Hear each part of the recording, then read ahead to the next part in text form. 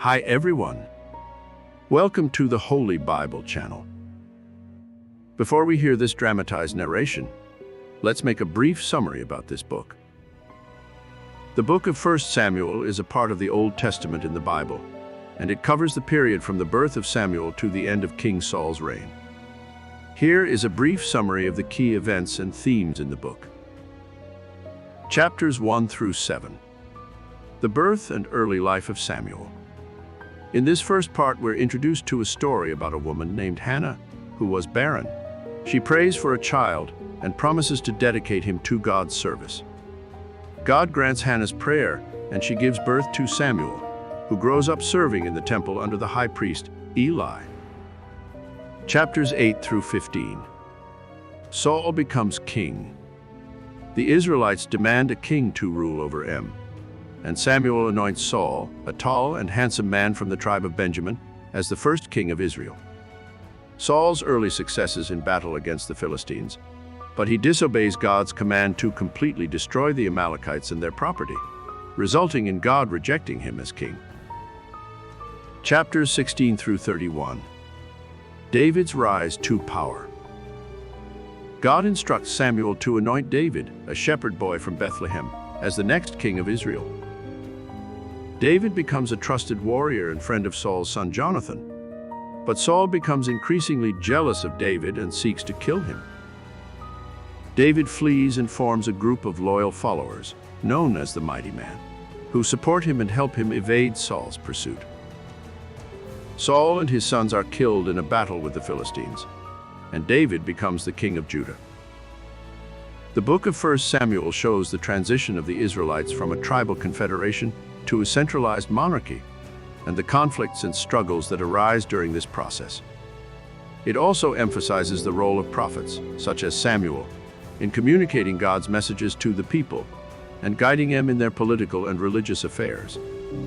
Additionally, the book highlights the importance of obedience to God and the consequences of disobedience.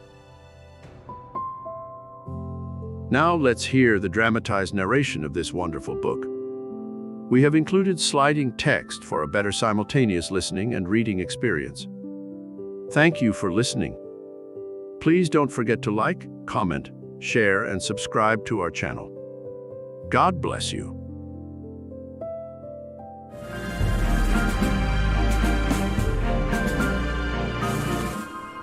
First Samuel.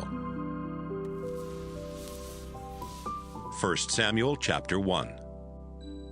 Elkanah lived in Ramah, a town in the hill country of Ephraim. His great-great-grandfather was Zuph. So Elkanah was a member of the Zuph clan of the Ephraim tribe. Elkanah's father was Jeroham. His grandfather was Elihu, and his great-grandfather was Tohu. Elkanah had two wives, Hannah and Peninnah. Although Peninnah had children, Hannah did not have any. Once a year, Elkanah traveled from his hometown to Shiloh, where he worshiped the Lord all-powerful and offered sacrifices. Eli was the Lord's priest there, and his two sons, Hophni and Phinehas, served with him as priests. Whenever Elkanah offered a sacrifice, he gave some of the meat to Peninnah and some to each of her sons and daughters. But he gave Hannah even more, because he loved Hannah very much, even though the Lord had kept her from having children of her own. Peninnah liked to make Hannah feel miserable about not having any children, especially when the family went to the house of the Lord each year. One day, Elkanah was there offering a sacrifice, when Hannah began crying and refused to eat. So Elkanah asked, "Hannah, why are you crying? Why won't you eat? Why do you feel so bad? Don't I mean more to you than 10 sons?" When the sacrifice had been offered, and they had eaten the meal, Hannah got up and went to pray. Eli was sitting in his chair near the door to the place of worship. Hannah was broken-hearted and was crying as she prayed. "Lord all-powerful, I am your servant, but I am so miserable. Please let me have a son. I will give him to you for as long as he lives, and his hair will never be cut." Hannah prayed silently to the Lord for a long time, but her lips were moving, and Eli thought she was drunk. "How long are you going to stay drunk?" he asked. "Sober up." Sir, please don't think I'm no good. Hannah answered. I'm not drunk and I haven't been drinking. But I do feel miserable and terribly upset. I've been praying all this time, telling the Lord about my problems. Eli replied, You may go home now and stop worrying. I'm sure the God of Israel will answer your prayer. Sir, thank you for being so kind to me. Hannah said. Then she left, and after eating something, she felt much better. Elkanah and his family got up early the next morning and worshiped the Lord. Then they went back home to Ramah. Later, the Lord blessed Elkanah and Hannah with a son. She named him Samuel, because she had asked the Lord for him. The next time Elkanah and his family went to offer their yearly sacrifice, he took along a gift that he had promised to give to the Lord. But Hannah stayed home because she had told Elkanah, Samuel and I won't go until he's old enough for me to stop nursing him. Then I'll give him to the Lord, and he can stay there at Shiloh for the rest of his life. You know what's best. Elkanah said. Stay here until it's time to stop nursing him. I'm sure the Lord will help you do what you have promised. Hannah did not go to Shiloh until she stopped nursing Samuel. When it was the time of the year to go to Shiloh again, Hannah and Elkanah took Samuel to the Lord's house. They brought along a 3-year-old bull, a 20-pound sack of flour, and a clay jar full of wine. Hannah and Elkanah offered the bull as a sacrifice, then brought the little boy to Eli. Sir, Hannah said, a few years ago I stood here beside you and asked the Lord to give me a child. Here he is. The Lord gave me just what I asked for. Now I am giving him to the Lord, and he will be the Lord's servant for as long as he lives. 1 Samuel chapter 2. Elkanah worshipped the Lord there at Shiloh, and Hannah prayed, You make me strong and happy, Lord. You rescued me. Now I can be glad and laugh at my enemies. No other God is like you. We're safer with you than on a high mountain. I can tell those proud people, stop your boasting. Nothing is hidden from the Lord, and he judges what we do. Our Lord, you break the bows of warriors, but you give strength to everyone who stumbles. People who once had plenty to eat must now hire themselves out for only a piece of bread. But you give the hungry more than enough to eat. A woman did not have a child, and you gave her 7. But a woman who had many was left with none. You take away life, and you give life. You send people down to the world of the dead and bring them back again. Our Lord, you are the one who makes us rich or poor. You put some in high positions and bring disgrace on others. You lift the poor and homeless out of the garbage dump and give them places of honor in royal palaces. You set the world on foundations, and they belong to you. You protect your loyal people, but everyone who is evil will die in darkness. We cannot win a victory by our own strength. Our Lord, those who attack you will be broken in pieces when you fight back with thunder from heaven. You will judge the whole earth and give power and strength to your chosen king. Elkanah and Hannah went back home to Ramah, but the boy Samuel stayed to help Eli serve the Lord. Eli's sons were priests, but they were dishonest and refused to obey the Lord. So, while people were boiling the meat from their sacrifices, these priests would send over a servant with a large 3-pronged fork. The servant would stick the fork into the cooking pot, and whatever meat came out on the fork was taken back to the priests. That is how these 2 priests treated every Israelite who came to offer sacrifices in Shiloh. Sometimes, when people were offering sacrifices, the servant would come over even before the fat had been cut off and sacrificed to the Lord. Then the servant would tell them, The priest doesn't want his meat boiled. Give him some raw meat that he can roast. Usually the people answered, Take what you want, but first let us sacrifice the fat to the Lord. No, the servant would reply. If you don't give it to me now, I'll take it by force. Eli's sons did not show any respect for the sacrifices that the people offered. This was a terrible sin, and it made the Lord very angry. The boy Samuel served the Lord and wore a special linen garment and the clothes his mother made for him. She would bring new clothes every year when she and her husband came to offer sacrifices at Shiloh. Eli would always bless Elkanah and his wife and say, Samuel was born in answer to your prayers. Now you have given him to the Lord. I pray that the Lord will bless you with more children to take his place. After Eli had blessed them, Elkanah and Hannah would return home. The Lord was kind to Hannah, and she had 3 more sons and 2 daughters. But Samuel grew up at the Lord's house in Shiloh.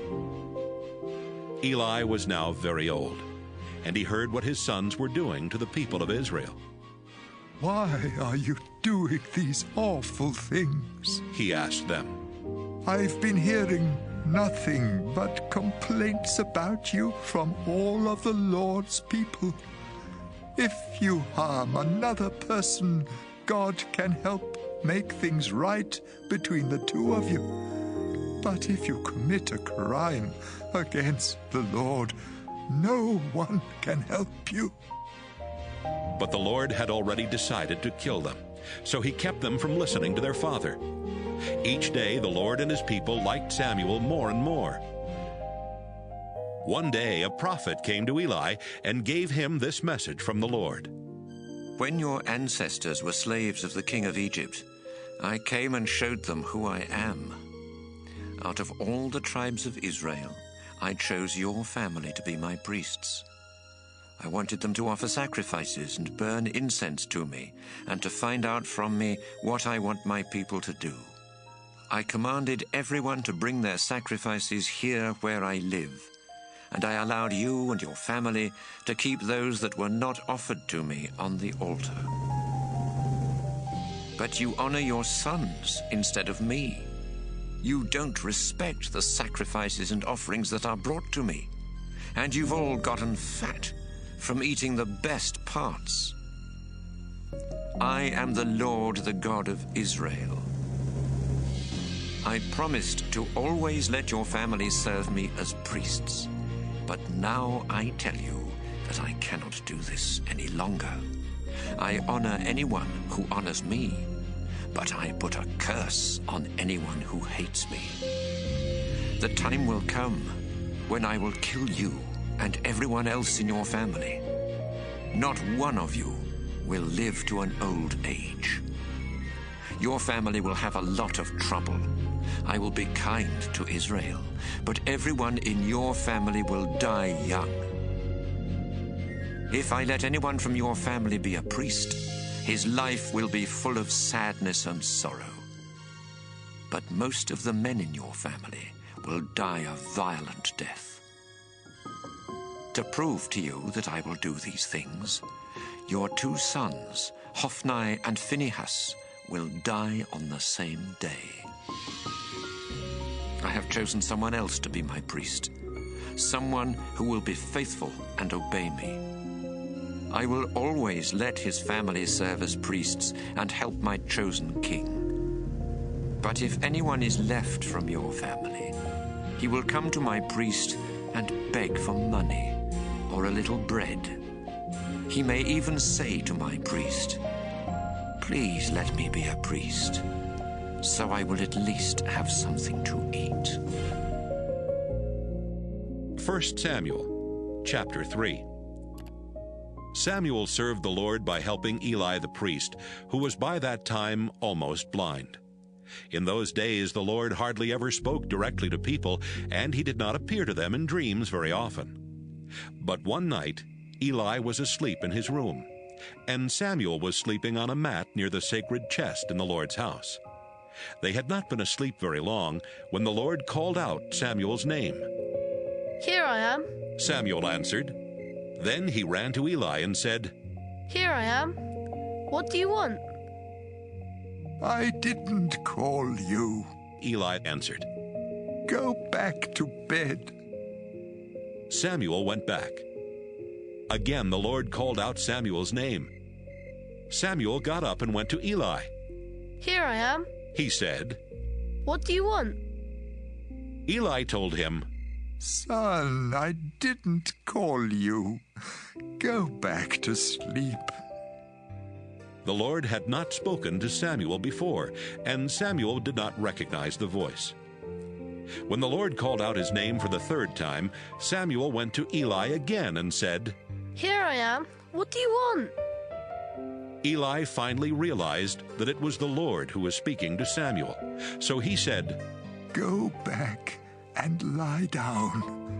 If someone speaks to you again, answer, I'm listening, Lord. What do you want me to do? Once again, Samuel went back and lay down. The Lord then stood beside Samuel and called out as he had done before. Samuel! Samuel! I'm listening. Samuel answered. What do you want me to do?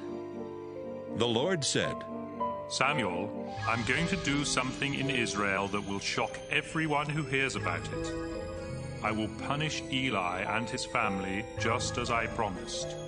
He knew that his sons refused to respect me, and he let them get away with it, even though I said I would punish his family forever. I warned Eli that sacrifices or offerings could never make things right. His family has done too many disgusting things. The next morning, Samuel got up and opened the doors to the Lord's house. He was afraid to tell Eli what the Lord had said, but Eli told him, Samuel, my boy, come here. Here I am. Samuel answered. Eli said, What did God say to you? Tell me everything. I pray that God will punish you terribly if you don't tell me every word he said. Samuel told Eli everything. Then Eli said, He is the Lord, and he will do what's right. As Samuel grew up, the Lord helped him and made everything Samuel said come true. From the town of Dan in the north to the town of Beersheba in the south, everyone in the country knew that Samuel was truly the Lord's prophet. The Lord often appeared to Samuel at Shiloh and told him what to say. 1 Samuel chapter 4. Then Samuel would speak to the whole nation of Israel. One day the Israelites went out to fight the Philistines. They set up camp near Ebenezer, and the Philistines camped at Aphek. The Philistines made a fierce attack. They defeated the Israelites and killed about 4,000 of them. The Israelite army returned to their camp, and the leaders said, Why did the Lord let us lose to the Philistines today? Let's get the sacred chest, where the Lord's agreement with Israel is kept. Then the Lord will help us and rescue us from our enemies. The army sent some soldiers to bring back the sacred chest from Shiloh, because the Lord All-Powerful has his throne on the winged creatures on top of the chest.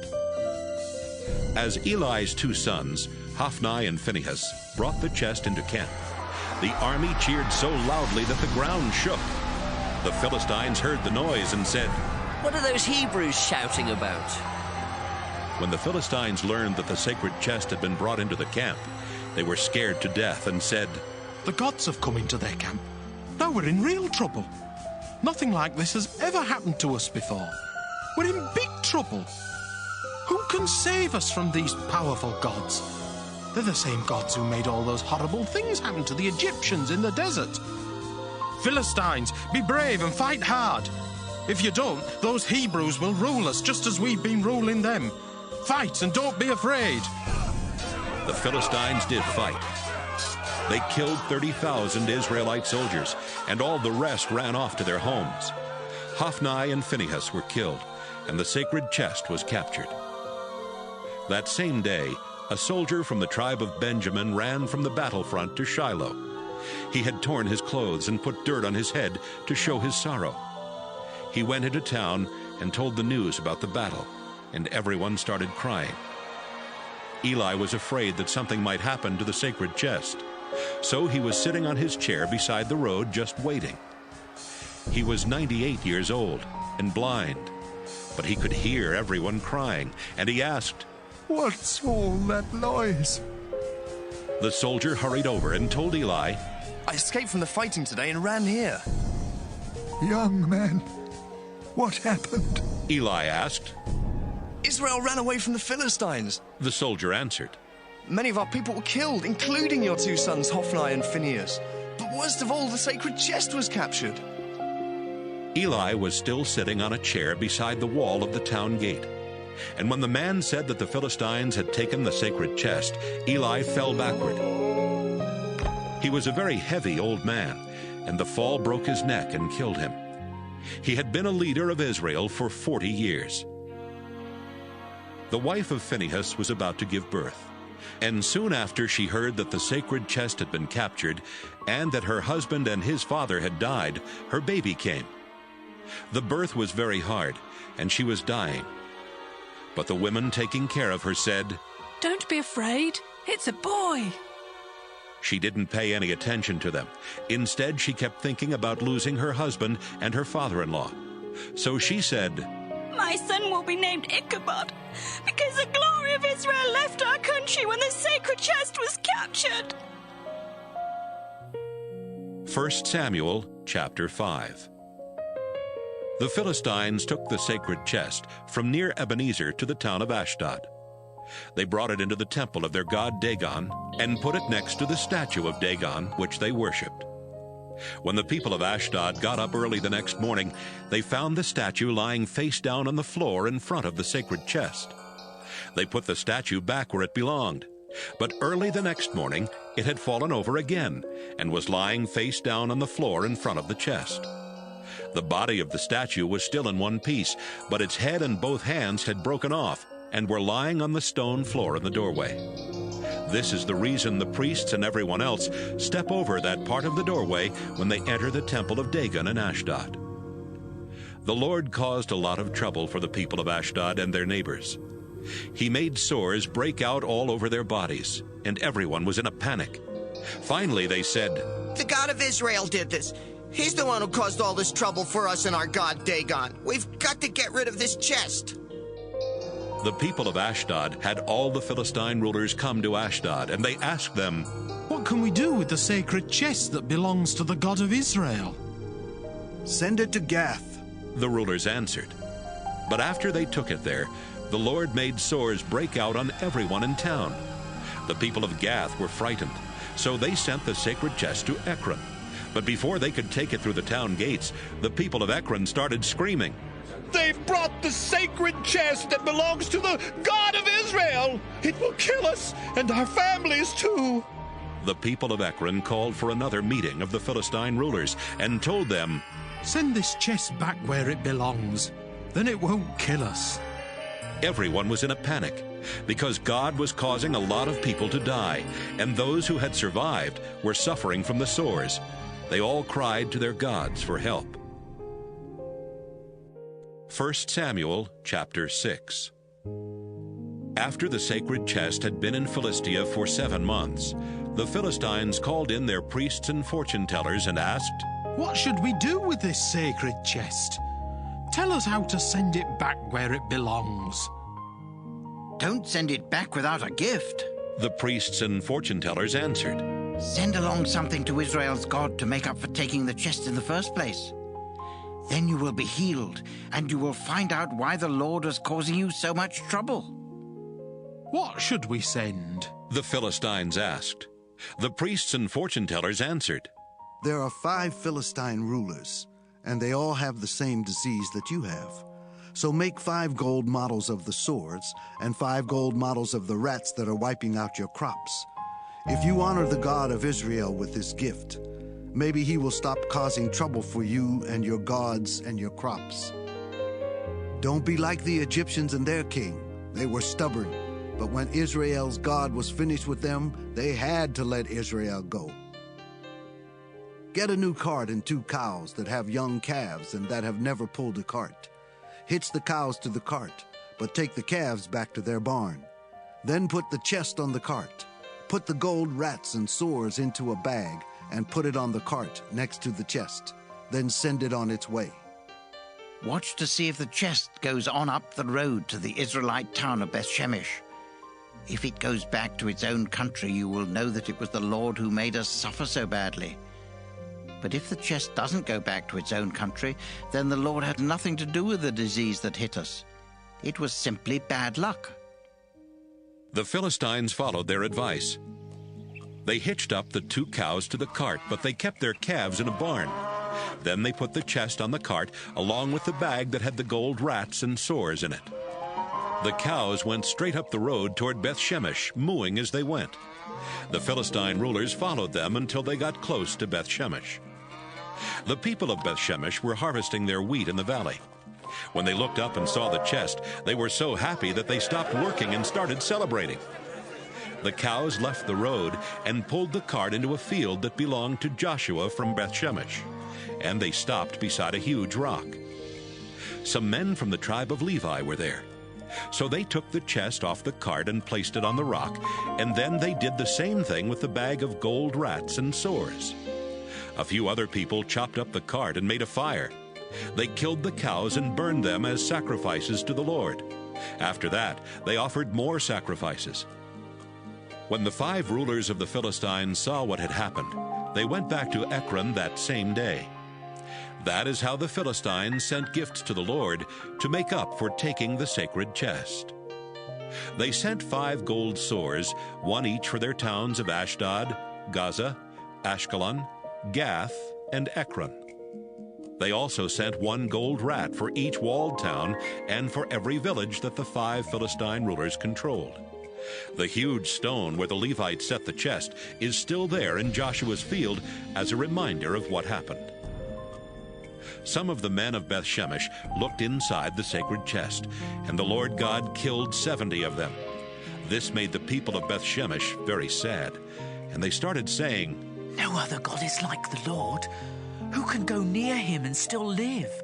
We'll have to send the chest away from here, but where can we send it?" They sent messengers to tell the people of Kiriath-Jearim, "The Philistines have sent back the sacred chest. Why don't you take it and keep it there with you?" 1 Samuel chapter 7. The people of Kiriath-Jearim got the chest and took it to Abinadab's house, which was on a hill in their town. They chose his son Eleazar to take care of it, and it stayed there for 20 years. During this time, everyone in Israel was very sad and begged the Lord for help. One day, Samuel told all the people of Israel, "If you really want to turn back to the Lord, then prove it. Get rid of your foreign idols, including the ones of the goddess Astarte. Turn to the Lord with all your heart and worship only him. Then he will rescue you from the Philistines." The people got rid of their idols of Baal and Astarte and began worshiping only the Lord. Then Samuel said, "Tell everyone in Israel to meet together at Mizpah, and I will pray to the Lord for you." The Israelites met together at Mizpah with Samuel as their leader. They drew water from the well and poured it out as an offering to the Lord. On that same day, they went without eating to show their sorrow, and they confessed they had been unfaithful to the Lord. When the Philistine rulers found out about the meeting at Mizpah, they sent an army there to attack the people of Israel. The Israelites were afraid when they heard that the Philistines were coming. "Don't stop praying," they told Samuel. "Ask the Lord our God to rescue us." Samuel begged the Lord to rescue Israel. Then he sacrificed a young lamb to the Lord. Samuel had not even finished offering the sacrifice when the Philistines started to attack. But the Lord answered his prayer and made thunder crash all around them. The Philistines panicked and ran away. The men of Israel left Mizpah and went after them as far as the hillside below Beth-Kar, killing every enemy soldier they caught. The Philistines were so badly beaten that it was quite a while before they attacked Israel again. After the battle, Samuel set up a monument between Mizpah and the rocky cliffs. He named it Help Monument, to remind Israel how much the Lord had helped them. For as long as Samuel lived, the Lord helped Israel fight the Philistines. The Israelites were even able to recapture their towns and territory between Ekron and Gath. Israel was also at peace with the Amorites. Samuel was a leader in Israel all his life. Every year he would go around to the towns of Bethel, Gilgal, and Mizpah, where he served as judge for the people. Then he would go back to his home in Ramah and do the same thing there. He also had an altar built for the Lord at Ramah. 1 Samuel chapter 8. Samuel had 2 sons. The older one was Joel, and the younger one was Abijah. When Samuel was getting old, he let them be leaders at Beersheba. But they were not like their father. They were dishonest and accepted bribes to give unfair decisions. One day the nation's leaders came to Samuel at Ramah and said, "You're an old man. You set a good example for your sons, but they haven't followed it.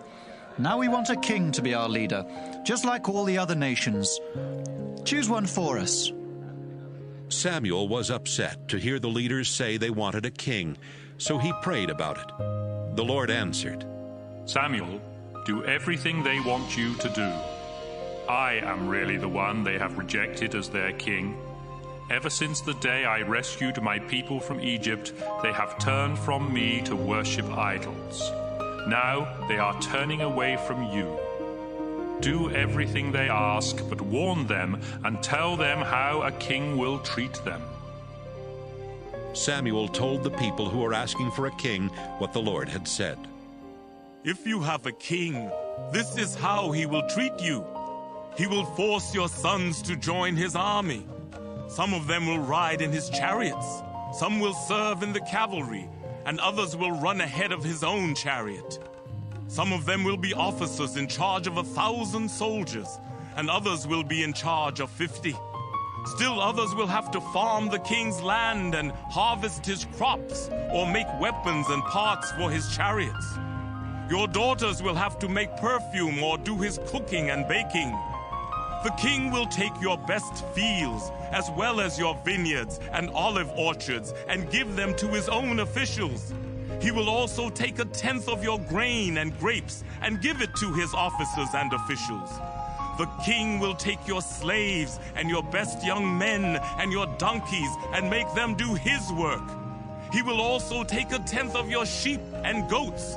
You will become the king's slaves, and you will finally cry out for the Lord to save you from the king you wanted. But the Lord won't answer your prayers. The people would not listen to Samuel. No! They said, We want to be like other nations. We want a king to rule us and lead us in battle. Samuel listened to them and then told the Lord exactly what they had said. Do what they want, the Lord answered. Give them a king. Samuel told the people to go back to their homes. 1 Samuel chapter 9. Kish was a wealthy man who belonged to the tribe of Benjamin. His father was Abiel. His grandfather was Zeror. His great-grandfather was Bichereth. And his great-great-grandfather was Aphiah. Kish had a son named Saul, who was better looking and more than a head taller than anyone else in all Israel. Kish owned some donkeys, but they had run off, so he told Saul, "Take one of the servants and go, look for the donkeys." Saul and the servant went through the hill country of Ephraim and the territory of Shalisha, but they could not find the donkeys. Then they went through the territories of Shaalim and Benjamin, but still there was no sign of the donkeys. Finally, they came to the territory where the clan of Zuph lived. "Let's go back home," Saul told his servant. "If we don't go back soon, my father will stop worrying about the donkeys and start worrying about us." Wait, The servant answered. there's a man of God who lives in a town near here. He's amazing. Everything he says comes true. Let's talk to him. Maybe he can tell us where to look. Saul said, "How can we talk to the prophet when I don't have anything to give him? We don't even have any bread left in our sacks. What can we give him?" I have a small piece of silver. The servant answered. We can give him that, and then he will tell us where to look for the donkeys. "Great," Saul replied. "Let's go to the man who can see visions." He said this because in those days God would answer questions by giving visions to prophets. Saul and his servant went to the town where the prophet lived. As they were going up the hill to the town, they met some young women coming out to get water, and the two men said to them, "We're looking for the man who can see visions. Is he in town?" "Yes, he is," they replied. "He's in town today because there's going to be a sacrifice and a sacred meal at the place of worship. In fact, he's just ahead of you. Hurry! And you should find him right inside the town gate. He's on his way out to the place of worship to eat with the invited guests. They can't start eating until he blesses the sacrifice. If you go now, you should find him." They went to the town, and just as they were going through the gate, Samuel was coming out on his way to the place of worship. The day before Saul came, the Lord had told Samuel, "I've seen how my people are suffering, and I've heard their call for help. About this time tomorrow, I'll send you a man from the tribe of Benjamin who will rescue my people from the Philistines. I want you to pour olive oil on his head to show that he will be their leader." Samuel looked at Saul, and the Lord told Samuel, "This is the man I told you about. He is the one who will rule Israel." Saul went over to Samuel in the gateway and said, "A man who can see visions lives here in town. Could you tell me the way to his house?" "I am the one who sees visions," Samuel answered. "Go on up to the place of worship. You will eat with me today, and in the morning I'll answer your questions. Don't worry about your donkeys that ran off 3 days ago. They've already been found. Everything of value in Israel now belongs to you and your family." "Why are you telling me this?" Saul asked. "I'm from Benjamin, the smallest tribe in Israel, and my clan is the least important in the tribe." Samuel took Saul and his servant into the dining room at the place of worship. About 30 people were there for the dinner, but Samuel gave Saul and his servant the places of honor. Then Samuel told the cook, "I gave you the best piece of meat and told you to set it aside. Bring it here now." The cook brought the meat over and set it down in front of Saul. "This is for you," Samuel told him. "Go ahead and eat it. I had this piece saved especially for you, and I invited these guests to eat with you." After Saul and Samuel had finished eating, they went down from the place of worship and back into town. A bed was set up for Saul on the flat roof of Samuel's house, and Saul slept there. About sunrise the next morning, Samuel called up to Saul on the roof. "Time to get up. I'll help you get started on your way." Saul got up. He and Samuel left together and had almost reached the edge of town when Samuel stopped and said, "Have your servant go on. Stay here with me for a few minutes, and I'll tell you what God has told me." 1 Samuel chapter 10. After the servant had gone, Samuel took a small jar of olive oil and poured it on Saul's head. Then he kissed Saul and told him, "The Lord has chosen you to be the leader and ruler of his people.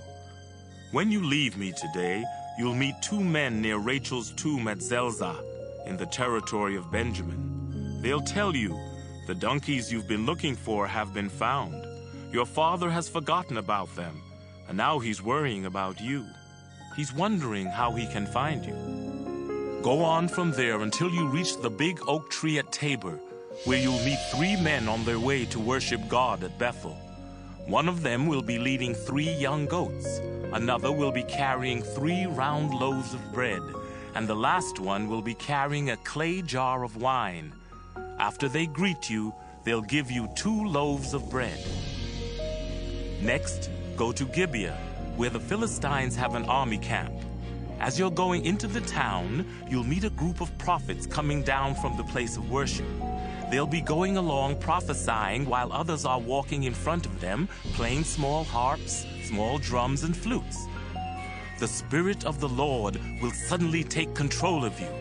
You'll become a different person and start prophesying right along with them. After these things happen, do whatever you think is right. God will help you. Then you should go to Gilgal. I'll come a little later, so wait for me. It may even take a week for me to get there, but when I come, I'll offer sacrifices and offerings to the Lord. I'll also tell you what to do next." As Saul turned around to leave Samuel, God made Saul feel like a different person. That same day, everything happened just as Samuel had said. When Saul arrived at Gibeah, a group of prophets met him. The Spirit of God suddenly took control of him, and right there in the middle of the group, he began prophesying. Some people who had known Saul for a long time saw that he was speaking and behaving like a prophet. They said to each other, "What's happened? How can Saul be a prophet?" "Why not?" one of them answered. "Saul has as much right to be a prophet as anyone else." That's why everyone started saying, "How could Saul be a prophet?" After Saul stopped prophesying, he went to the place of worship. Later, Saul's uncle asked him, "Where have you been?" Saul answered, "Looking for the donkeys. We couldn't find them, so we went to talk with Samuel." "And what did he tell you?" Saul's uncle asked. Saul answered, "He told us the donkeys had been found." But Saul didn't mention that Samuel had chosen him to be king. Samuel sent messengers to tell the Israelites to come to Mizpah and meet with the Lord. When everyone had arrived, Samuel said, "The Lord God of Israel told me to remind you that he had rescued you from the Egyptians and from the other nations that abused you. God has rescued you from your troubles and hard times, but you have rejected your God and have asked for a king. Now each tribe and clan must come near the place of worship so the Lord can choose a king." Samuel brought each tribe one after the other to the altar, and the Lord chose the Benjamin tribe. Next, Samuel brought each clan of Benjamin there, and the Lord chose the Matri clan. Finally, Saul the son of Kish was chosen. But when they looked for him, he was nowhere to be found. The people prayed, "Our Lord, is Saul here?" "Yes," the Lord answered. "He is hiding behind the baggage." The people ran and got Saul and brought him into the middle of the crowd. He was more than a head taller than anyone else. "Look closely at the man the Lord has chosen," Samuel told the crowd. "There is no one like him." The crowd shouted, "Long live the king! Long live the king!" Samuel explained the rights and duties of a king and wrote them all in a book. He put the book in a temple building at one of the places where the Lord was worshipped. Then Samuel sent everyone home. God had encouraged some young men to become followers of Saul, and when he returned to his hometown of Gibeah, they went with him. But some worthless fools said, "How can someone like Saul rescue us from our enemies?" They did not want Saul to be their king, and so they didn't bring him any gifts. But Saul kept calm. 1 Samuel chapter 11. About this time, King Nahash of Ammon came with his army and surrounded the town of Jabesh in Gilead. The people who lived there told Nahash, "If you will sign a peace treaty with us, you can be our ruler, and we will pay taxes to you." Nahash answered, "Sure, I'll sign a treaty, but not before I insult Israel by poking out the right eye of every man who lives in Jabesh." The town leaders said, "Give us 7 days so we can send messengers everywhere in Israel to ask for help. If no one comes here to save us, we will surrender to you." Some of the messengers went to Gibeah, Saul's hometown. They told what was happening at Jabesh, and everyone in Gibeah started crying. Just then Saul came in from the fields, walking behind his oxen. "Why is everyone crying?" Saul asked. They told him what the men from Jabesh had said. Then the Spirit of God suddenly took control of Saul and made him furious. Saul killed 2 of his oxen, cut them up in pieces, and gave the pieces to the messengers. He told them to show the pieces to everyone in Israel and say, "Saul and Samuel are getting an army together. Come and join them. If you don't, this is what will happen to your oxen." The Lord made the people of Israel terribly afraid. So all the men came together at Bezek. Saul had them organized and counted. There were 300,000 from Israel and 30,000 from Judah. Saul and his officers sent the messengers back to Jabesh with this promise. We will rescue you tomorrow afternoon. The messengers went back to the people at Jabesh and told them that they were going to be rescued. Everyone was encouraged, so they told the Ammonites, "We will surrender to you tomorrow, and then you can do whatever you want to." The next day, Saul divided his army into 3 groups and attacked before daylight. They started killing Ammonites and kept it up until afternoon. A few Ammonites managed to escape, but they were scattered far from each other. The Israelite soldiers went to Samuel and demanded, "Where are the men who said they didn't want Saul to be king? Bring them to us, and we will put them to death." "No, you won't," Saul told them. "The Lord rescued Israel today, and no one will be put to death." "Come on," Samuel said. "Let's go to Gilgal and make an agreement that Saul will continue to be our king." Everyone went to the place of worship at Gilgal, where they agreed that Saul would be their king. Saul and the people sacrificed animals to ask for the Lord's blessing, and they had a big celebration. 1 Samuel chapter 12. Samuel told the Israelites, "I have given you a king just as you have asked. You have seen how I have led you ever since I was a young man. I'm already old.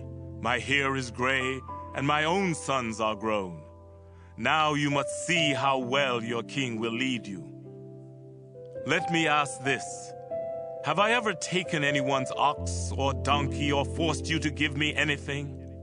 Have I ever hurt anyone or taken a bribe to give an unfair decision? Answer me, so the Lord and his chosen king can hear you. And if I have done any of these things, I will give it all back." "No!" the Israelites answered. "You've never cheated us in any way." Samuel said, "The Lord and his chosen king are witnesses to what you have said." "That's true," they replied. Then Samuel told them, "The Lord brought your ancestors out of Egypt and chose Moses and Aaron to be your leaders. Now the Lord will be your judge. So stand here and listen while I remind you how often the Lord has saved you and your ancestors from your enemies. After Jacob went to Egypt, your ancestors cried out to the Lord for help, and he sent Moses and Aaron. They led your ancestors out of Egypt and had them settle in this land. But your ancestors forgot the Lord, so he let them be defeated by the Philistines, the king of Moab, and Sisera, the commander of Hazor's army. Again your ancestors cried out to the Lord for help. They said, 'We have sinned. We stopped worshiping you, our Lord, and started worshiping Baal and Astarte. But now, if you rescue us from our enemies, we will worship you.' The Lord sent Gideon, Bedan, Jephthah, and Samuel to rescue you from your enemies, and you didn't have to worry about being attacked. Then you saw King Nahash of Ammon was going to attack you. And even though the Lord your God is your king, you told me, 'This time it's different. We want a king to rule us.' You asked for a king and you chose one. Now he stands here where all of you can see him. But it was really the Lord who made him your king. If you and your king want to be followers of the Lord, you must worship him and do what he says. Don't be stubborn. If you're stubborn and refuse to obey the Lord, he will turn against you and your king. Just stand here and watch the Lord show his mighty power. Isn't this the dry season? I'm going to ask the Lord to send a thunderstorm. When you see it, you will realize how wrong you were to ask for a king." Samuel prayed, and that same day the Lord sent a thunderstorm. Everyone was afraid of the Lord and of Samuel. They told Samuel, "Please pray to the Lord your God for us. We don't want to die. We have sinned many times in the past, and we were very wrong to ask for a king." Samuel answered, "Even though what you did was wrong, you don't need to be afraid. But you must always follow the Lord and worship him with all your heart. Don't worship idols. They don't have any power, and they can't help you or save you when you're in trouble. But the Lord has chosen you to be his own people. He will always take care of you so that everyone will know how great he is. I would be disobeying the Lord if I stopped praying for you. I will always teach you how to live right. You also must obey the Lord. You must worship him with all your heart and remember the great things he has done for you. But if you and your king do evil, the Lord will wipe you out. 1 Samuel chapter 13. Saul was a young man when he became king, and he ruled Israel for 2 years. Then he chose 3,000 men from Israel to be full-time soldiers and sent everyone else home. 2,000 of these troops stayed with him in the hills around Michmash and Bethel. The other 1,000 were stationed with Jonathan at Gibeah in the territory of Benjamin. Jonathan led an attack on the Philistine army camp at Gibeah. The Philistine camp was destroyed, but the other Philistines heard what had happened. Then Saul told his messengers, "Go to every village in the country. Give a signal with the trumpet, and when the people come together, tell them what has happened." The messengers then said to the people of Israel, "Saul has destroyed the Philistine army camp at Gibeah. Now the Philistines really hate Israel, so every town and village must send men to join Saul's army at Gilgal." The Philistines called their army together to fight Israel. They had 3,000 chariots, 6,000 cavalry, and as many foot soldiers as there are grains of sand on the beach. They went to Michmash and set up camp there east of Bethaven. The Israelite army realized that they were outnumbered and were going to lose the battle. Some of the Israelite men hid in caves or in clumps of bushes, and some ran to places where they could hide among large rocks. Others hid in tombs or in deep, dry pits. Still others went to Gad and Gilead on the other side of the Jordan River. Saul stayed at Gilgal. His soldiers were shaking with fear, and they were starting to run off and leave him. Saul waited there 7 days, just as Samuel had ordered him to do, but Samuel did not come. Finally, Saul commanded, "Bring me some animals, so we can offer sacrifices to please the Lord and ask for his help." Saul killed one of the animals, and just as he was placing it on the altar, Samuel arrived. Saul went out to welcome him. "What have you done?" Samuel asked. Saul answered, "My soldiers were leaving in all directions, and you didn't come when you were supposed to. The Philistines were gathering at Michmash, and I was worried that they would attack me here at Gilgal. I hadn't offered a sacrifice to ask for the Lord's help, so I forced myself to offer a sacrifice on the altar fire." "That was stupid," Samuel said. "You didn't obey the Lord your God. If you had obeyed him, someone from your family would always have been king of Israel. But no, you disobeyed, and so the Lord won't choose anyone else from your family to be king. In fact, he has already chosen the one he wants to be the next leader of his people." Then Samuel left Gilgal. Part of Saul's army had not deserted him, and he led them to Gibeah in Benjamin to join his other troops. Then he counted them and found that he still had 600 men. Saul, Jonathan, and their army set up camp at Gibeah in Benjamin. The Philistine army was camped at Michmash. Each day they sent out patrols to attack and rob villages and then destroy them. One patrol would go north along the road to Ophrah in the region of Shul. Another patrol would go west along the road to Beth-horon. A third patrol would go east toward the desert on the road to the ridge that overlooks Zeboim Valley. The Philistines would not allow any Israelites to learn how to make iron tools. "If we allowed that," they said, "those worthless Israelites would make swords and spears."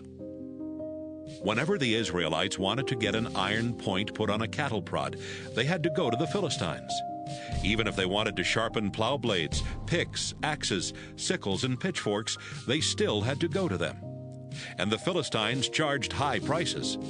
So whenever the Israelite soldiers had to go into battle, none of them had a sword or a spear except Saul and his son Jonathan. 1 Samuel chapter 14. The Philistines moved their camp to the pass at Michmash, and Saul was in Geba with his 600 men. Saul's own tent was set up under a fruit tree by the threshing place at the edge of town. Ahijah was serving as priest, and one of his jobs was to get answers from the Lord for Saul. Ahijah's father was Ahitub, and his father's brother was Ichabod. Ahijah's grandfather was Phinehas, and his great-grandfather Eli had been the Lord's priest at Shiloh. One day, Jonathan told the soldier who carried his weapons that he wanted to attack the Philistine camp on the other side of the valley. So they slipped out of the Israelite camp without anyone knowing it. Jonathan didn't even tell his father he was leaving. Jonathan decided to get to the Philistine camp by going through the pass that led between Shiny Cliff and Michmash to the north, and Thornbush Cliff and Geba to the south. Jonathan and the soldier who carried his weapons talked as they went toward the Philistine camp. "It's just the two of us against all those godless men," Jonathan said. "But the Lord can help a few soldiers win a battle just as easily as he can help a whole army. Maybe the Lord will help us win this battle." "Do whatever you want," the soldier answered. "I'll be right there with you." "This is what we'll do," Jonathan said. "We'll go across and let them see us. If they agree to come down the hill and fight where we are, then we won't climb up to their camp. But we will go if they tell us to come up the hill and fight. That will mean the Lord is going to help us win." Jonathan and the soldier stood at the bottom of the hill where the Philistines could see them. The Philistines said, "Look! Those worthless Israelites have crawled out of the holes where they've been hiding!" Then they yelled down to Jonathan and the soldier, "Come up here, and we will teach you a thing or two." Jonathan turned to the soldier and said, "Follow me. The Lord is going to let us win." Jonathan crawled up the hillside with the soldier right behind him. When they got to the top, Jonathan killed the Philistines who attacked from the front, and the soldier killed those who attacked from behind. Before they had gone 100 feet, they had killed about 20 Philistines. The whole Philistine army panicked. Those in camp, those on guard duty, those in the fields, and those on raiding patrols. All of them were afraid and confused. Then God sent an earthquake, and the ground began to tremble. Saul's lookouts at Geba saw that the Philistine army was running in every direction like melted wax. Saul told his officers, "Call the roll and find out who left our camp." When they had finished, they found out that Jonathan and the soldier who carried his weapons were missing. At that time, Ahijah was serving as priest for the army of Israel, and Saul told him, "Come over here. Let's ask God what we should do." Just as Saul finished saying this, he could see that the Philistine army camp was getting more and more confused, and he said, "Ahijah, never mind." Saul quickly called his army together, then led them to the Philistine camp. By this time, the Philistines were so confused they were killing each other. There were also some hired soldiers in the Philistine camp, who now switched to Israel's side and fought for Saul and Jonathan. Many Israelites had been hiding in the hill country of Ephraim, and when they heard that the Philistines were running away, they came out of hiding and joined in chasing the Philistines. So the Lord helped Israel win the battle that day. Saul had earlier told his soldiers, "I want to get even with those Philistines by sunset. If any of you eat before then, you will be under a curse." So he made them swear not to eat. By the time the fighting moved past Beth-aven, the Israelite troops were weak from hunger.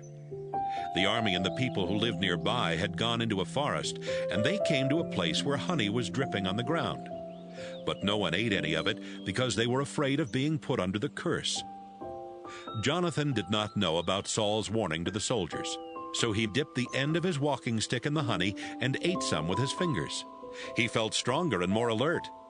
Then a soldier told him, "Your father swore that anyone who ate food today would be put under a curse, and we agreed not to eat. That's why we're so weak." Jonathan said, "My father has caused you a lot of trouble. Look at me. I had only a little of this honey, but already I feel strong and alert. I wish you'd eaten some of the food the Philistines left behind. We would have been able to kill a lot more of them." By evening, the Israelite army was exhausted from killing Philistines all the way from Michmash to Ajalon. They grabbed the food they had captured from the Philistines and started eating. They even killed sheep and cows and calves right on the ground and ate the meat without draining the blood. Someone told Saul, "Look, the army is disobeying the Lord by eating meat before the blood drains out." "You're right," Saul answered. "They are being unfaithful to the Lord. Hurry! Roll a big rock over here. Then tell everyone in camp to bring their cattle and lambs to me. They can kill the animals on this rock, then eat the meat. That way no one will disobey the Lord by eating meat with blood still in it." That night the soldiers brought their cattle over to the big rock and killed them there. It was the first altar Saul had built for offering sacrifices to the Lord. Saul said, "Let's attack the Philistines again while it's still dark. We can fight them all night. Let's kill them and take everything they own." The people answered, "We will do whatever you want." "Wait," Ahijah the priest said. "Let's ask God what we should do." Saul asked God, "Should I attack the Philistines? Will you help us win?" This time God did not answer. Saul called his army officers together and said, "We have to find out what sin has kept God from answering. I swear by the living Lord that whoever sinned must die, even if it turns out to be my own son Jonathan." No one said a word.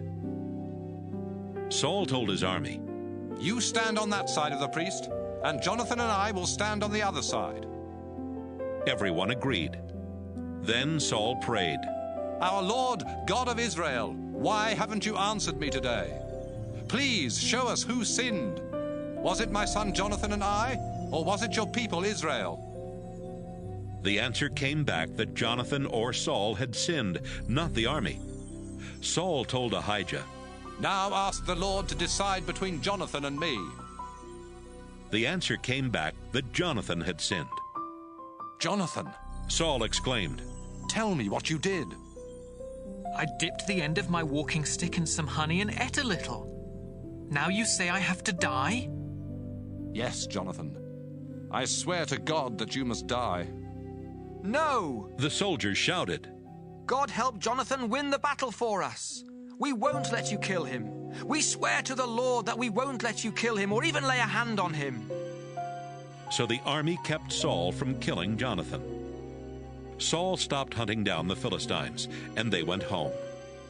When Saul became king, the Moabites, the Ammonites, the Edomites, the kings of Zobah, the Philistines, and the Amalekites had all been robbing the Israelites. Saul fought back against these enemies and stopped them from robbing Israel.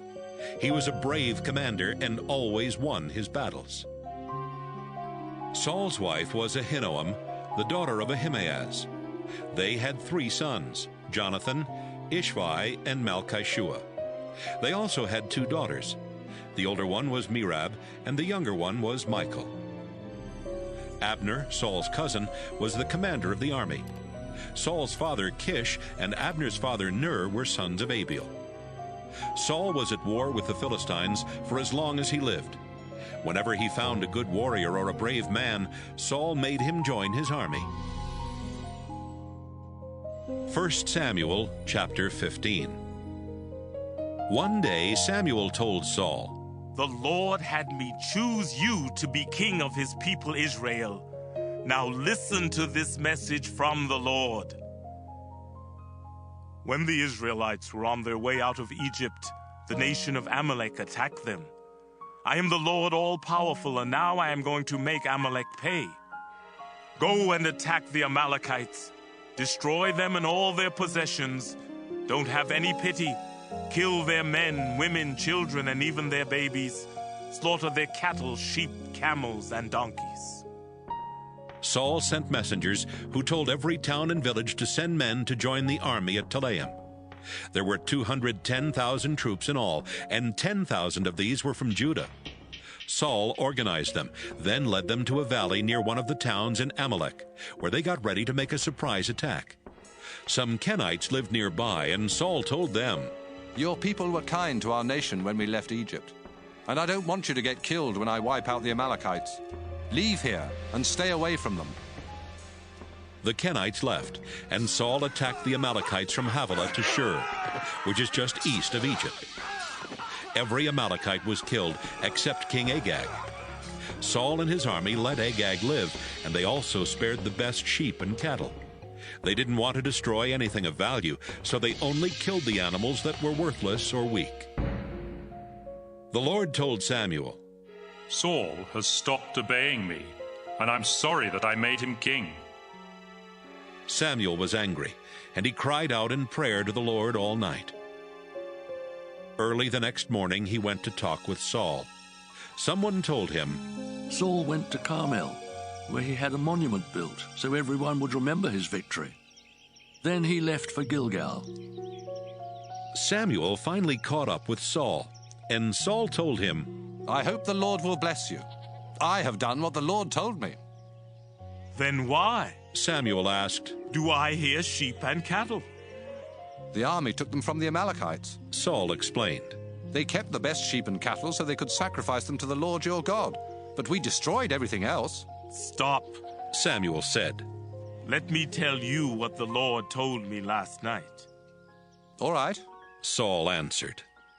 Samuel continued, "You may not think you're very important, but the Lord chose you to be king, and you are in charge of the tribes of Israel. When the Lord sent you on this mission, he told you to wipe out those worthless Amalekites. Why didn't you listen to the Lord? Why did you keep the animals and make him angry?" "But I did listen to the Lord," Saul answered. "He sent me on a mission and I went. I captured King Agag and destroyed his nation. All the animals were going to be destroyed anyway. That's why the army brought the best sheep and cattle to Gilgal as sacrifices to the Lord your God." "Tell me," Samuel said, "does the Lord really want sacrifices and offerings? No! He doesn't want your sacrifices. He wants you to obey him. Rebelling against God or disobeying him because you are proud is just as bad as worshiping idols or asking them for advice. You refuse to do what God told you, so God has decided that you can't be king." "I have sinned," Saul admitted. "I disobeyed both you and the Lord. I was afraid of the army, and I listened to them instead. Please forgive me, and come back with me so I can worship the Lord." "No," Samuel replied. "You disobeyed the Lord, and I won't go back with you. Now the Lord has said that you can't be king of Israel any longer." As Samuel turned to go, Saul grabbed the edge of Samuel's robe. It tore. Samuel said, "The Lord has torn the king of Israel away from you today, and he will give it to someone who is better than you. Besides, the eternal God of Israel isn't a human being. He doesn't tell lies or change his mind." Saul said, "I did sin, but please honor me in front of the leaders of the army and the people of Israel. Come back with me so I can worship the Lord your God." Samuel followed Saul back, and Saul worshipped the Lord. Then Samuel shouted, "Bring me King Agag of Amalek." Agag came in chains, and he was saying to himself, "Surely they won't kill me now." But Samuel said, "Agag, you have snatched children from their mother's arms and killed them. Now your mother will be without children." Then Samuel chopped Agag to pieces at the place of worship in Gilgal. Samuel went home to Ramah, and Saul returned to his home in Gibeah. Even though Samuel felt sad about Saul, Samuel never saw him again. 1 Samuel chapter 16. The Lord was sorry he had made Saul the king of Israel. One day he said, "Samuel, I've rejected Saul, and I refuse to let him be king any longer. Stop feeling sad about him." Put some olive oil in a small container and go and visit a man named Jesse who lives in Bethlehem. I've chosen one of his sons to be my king." Samuel answered, "If I do that, Saul will find out and have me killed." "Take a calf with you," the Lord replied. "Tell everyone that you've come to offer it as a sacrifice to me, then invite Jesse to the sacrifice. When I show you which one of his sons I have chosen, pour the olive oil on his head." Samuel did what the Lord told him and went to Bethlehem.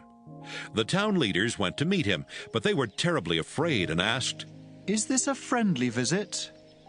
"Yes, it is," Samuel answered. "I've come to offer a sacrifice to the Lord.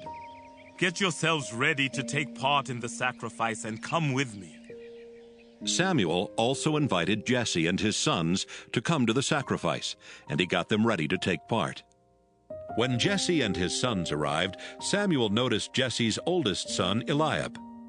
"He has to be the one the Lord has chosen," Samuel said to himself.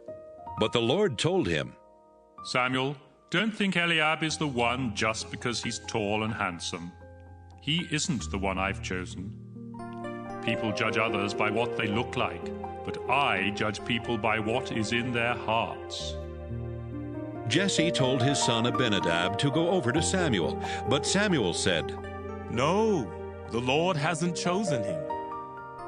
Next, Jesse sent his son Shammah to him, and Samuel said, "The Lord hasn't chosen him either." Jesse had all 7 of his sons go over to Samuel. Finally, Samuel said, "Jesse, the Lord hasn't chosen any of these young men. Do you have any more sons?"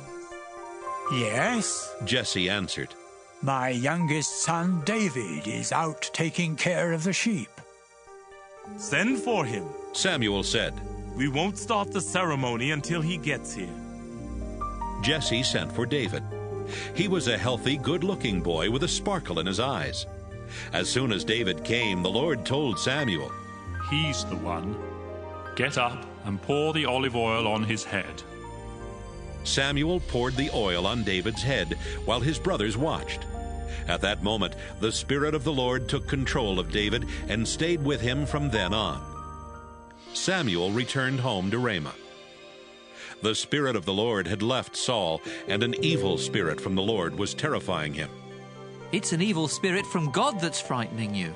Saul's officials told him, "Your Majesty, let us go and look for someone who is good at playing the harp. He can play for you whenever the evil spirit from God bothers you, and you'll feel better." "All right," Saul answered. "Find me someone who is good at playing the harp and bring him here." "A man named Jesse who lives in Bethlehem has a son who can play the harp," one official said. "He's a brave warrior, he's good-looking, he can speak well, and the Lord is with him." Saul sent a message to Jesse. "Tell your son David to leave your sheep and come here to me." Jesse loaded a donkey with bread and a goatskin full of wine. Then he told David to take the donkey and a young goat to Saul. David went to Saul and started working for him. Saul liked him so much that he put David in charge of carrying his weapons. Not long after this, Saul sent another message to Jesse. "I really like David. Please let him stay with me." Whenever the evil spirit from God bothered Saul, David would play his harp. Saul would relax and feel better, and the evil spirit would go away. 1 Samuel chapter 17. The Philistines got ready for war and brought their troops together to attack the town of Soko in Judah. They set up camp at Ephes-dammim between Soko and Azekah. King Saul and the Israelite army set up camp on a hill overlooking Elah Valley, and they got ready to fight the Philistine army that was on a hill on the other side of the valley. The Philistine army had a hero named Goliath, who was from the town of Gath, and was over 9 feet tall. He wore a bronze helmet and had bronze armor to protect his chest and legs. The chest armor alone weighed about 125 pounds. He carried a bronze sword strapped on his back, and his spear was so big that the iron spearhead alone weighed more than 15 pounds.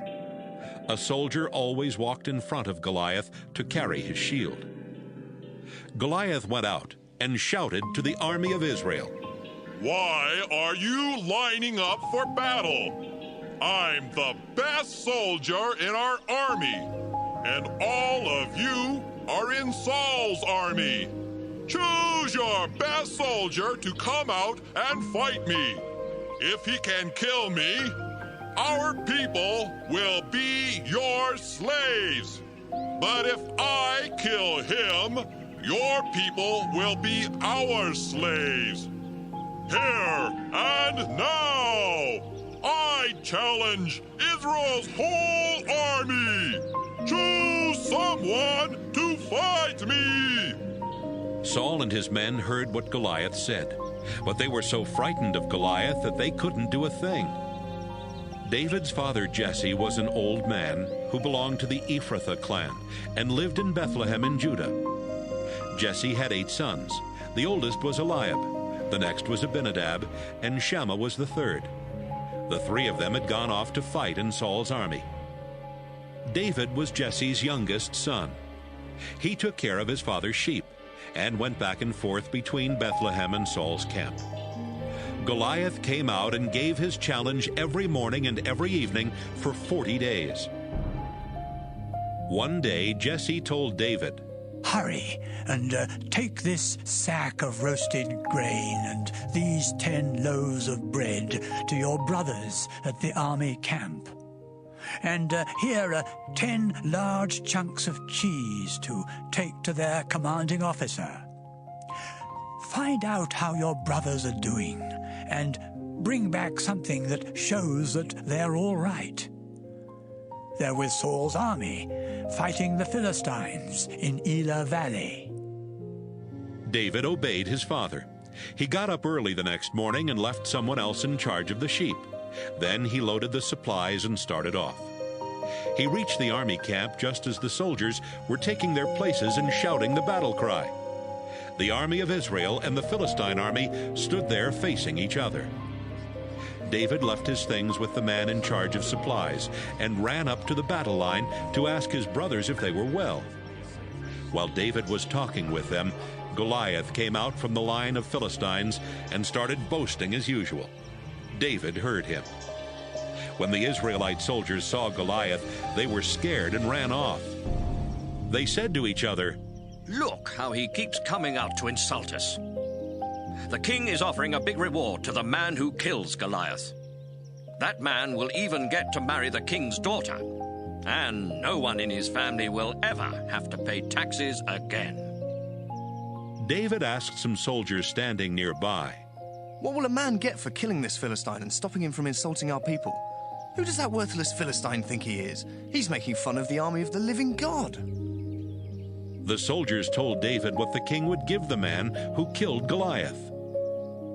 David's oldest brother Eliab heard him talking with the soldiers. Eliab was angry at him and said, "What are you doing here anyway?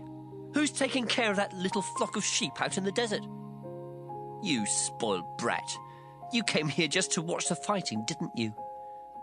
"Now what have I done?" David answered. "Can't I even ask a question?" Then he turned and asked another soldier the same thing he had asked the others, and he got the same answer. Some soldiers overheard David talking, so they told Saul what David had said. Saul sent for David, and David came. "Your Majesty," he said, "this Philistine shouldn't turn us into cowards. I'll go out and fight him myself." "You don't have a chance against him," Saul replied. "You're only a boy, and he's been a soldier all his life." But David told him, "Your Majesty, I take care of my father's sheep, and when one of them is dragged off by a lion or a bear, I go after it and beat the wild animal until it lets the sheep go. If the wild animal turns and attacks me, I grab it by the throat and kill it. Sir, I have killed lions and bears that way, and I can kill this worthless Philistine. He shouldn't have made fun of the army of the living God.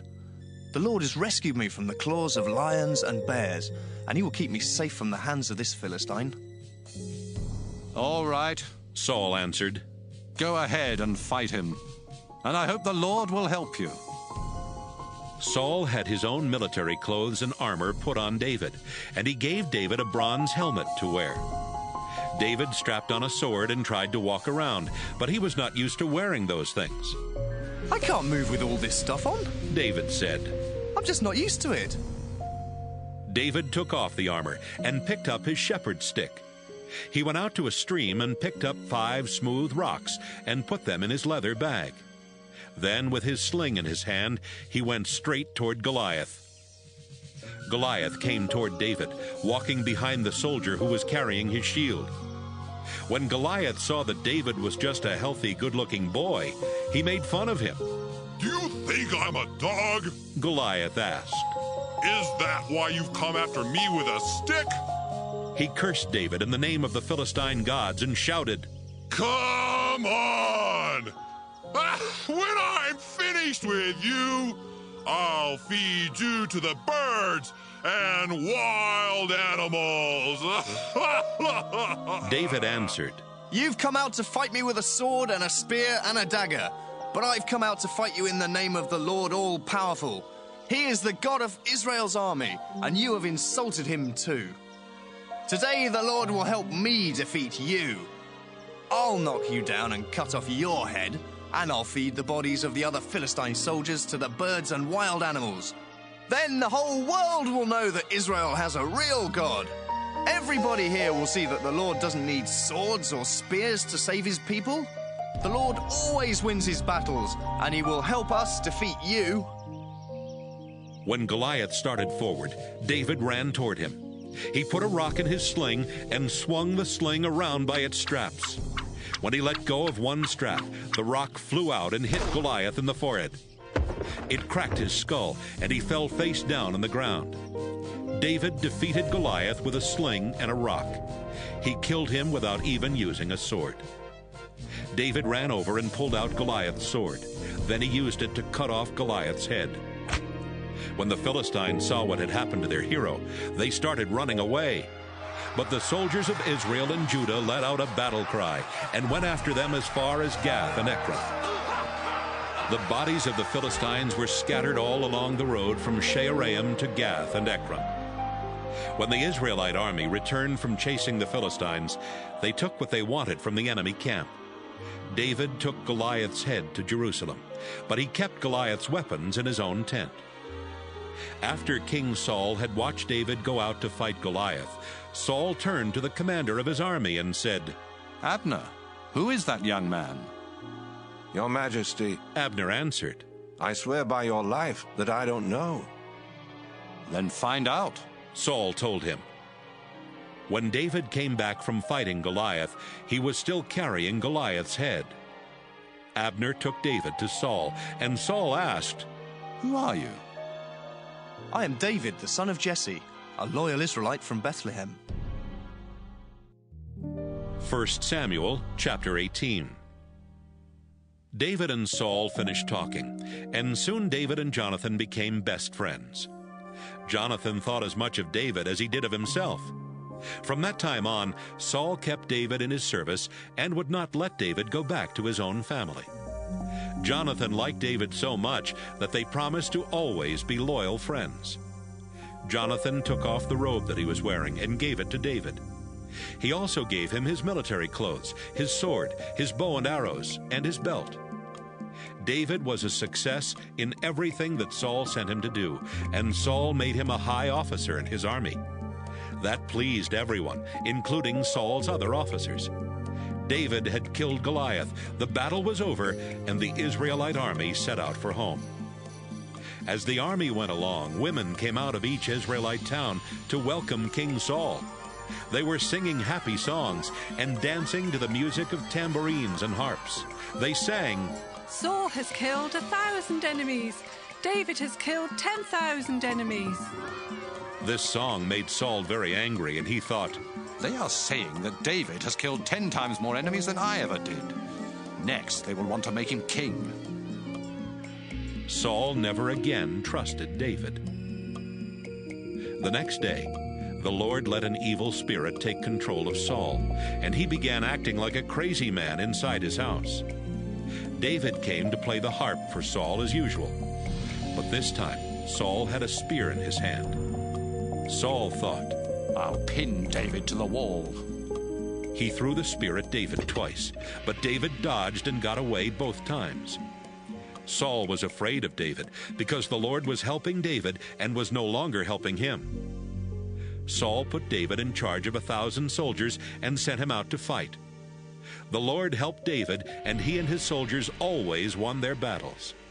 This made Saul even more afraid of David.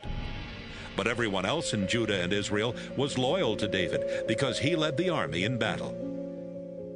One day, Saul told David, "If you'll be brave and fight the Lord's battles for me, I'll let you marry my oldest daughter, Merab." But Saul was really thinking, "I don't want to kill David myself, so I'll let the Philistines do it for me." David answered, "How could I possibly marry your daughter? I'm not very important, and neither is my family." But when the time came for David to marry Saul's daughter Merab, Saul told her to marry Adriel from the town of Meholah. Saul had another daughter. Her name was Michal, and Saul found out that she was in love with David. This made Saul happy, and he thought, "I'll tell David he can marry Michal, but I'll set it up so that the Philistines will kill him." He told David, "I'm going to give you a second chance to marry one of my daughters." Saul ordered his officials to speak to David in private, so they went to David and said, "Look, the king likes you, and all of his officials are loyal to you. Why not ask the king if you can marry his daughter Michal?" "I'm not rich or famous enough to marry Princess Michal," David answered. The officials went back to Saul and told him exactly what David had said. Saul was hoping that the Philistines would kill David, and he told his officials to tell David, "The king doesn't want any silver or gold. He only wants to get even with his enemies. All you have to do is to bring back proof that you have killed 100 Philistines." The officials told David, and David wanted to marry the princess. King Saul had set a time limit, and before it ran out, David and his men left and killed 200 Philistines. He brought back the proof and showed it to Saul so he could marry Michal. Saul agreed to let David marry Michal. Saul knew that she loved David, and he also realized that the Lord was helping David. But knowing those things made Saul even more afraid of David, and he was David's enemy for the rest of his life. The Philistine rulers kept coming to fight Israel, but whenever David fought them, he won. He was famous because he won more battles against the Philistines than any of Saul's other officers. 1 Samuel chapter 19. One day Saul told his son Jonathan and his officers to kill David. But Jonathan liked David a lot, and he warned David, "My father is trying to have you killed, so be very careful. Hide in a field tomorrow morning, and I'll bring him there. Then I'll talk to him about you, and if I find out anything, I'll let you know." The next morning, Jonathan reminded Saul about the many good things David had done for him. Then he said, "Why do you want to kill David? He hasn't done anything to you. He has served in your army and has always done what's best for you. He even risked his life to kill Goliath. The Lord helped Israel win a great victory that day, and it made you happy." Saul agreed and promised, "I swear by the living Lord that I won't have David killed." Jonathan called to David and told him what Saul had said. Then he brought David to Saul, and David served in Saul's army just as he had done before. The next time there was a war with the Philistines, David fought hard and forced them to retreat. One night, David was in Saul's home, playing the harp for him. Saul was sitting there holding a spear when an evil spirit from the Lord took control of him. Saul tried to pin David to the wall with the spear, but David dodged and it stuck in the wall. David ran out of the house and escaped. Saul sent guards to watch David's house all night and then to kill him in the morning. Michal, David's wife, told him, If you don't escape tonight, they'll kill you tomorrow. She helped David go through a window and climb down to the ground. As David ran off, Michal put a statue in his bed. She put goat hair on its head and dressed it in some of David's clothes.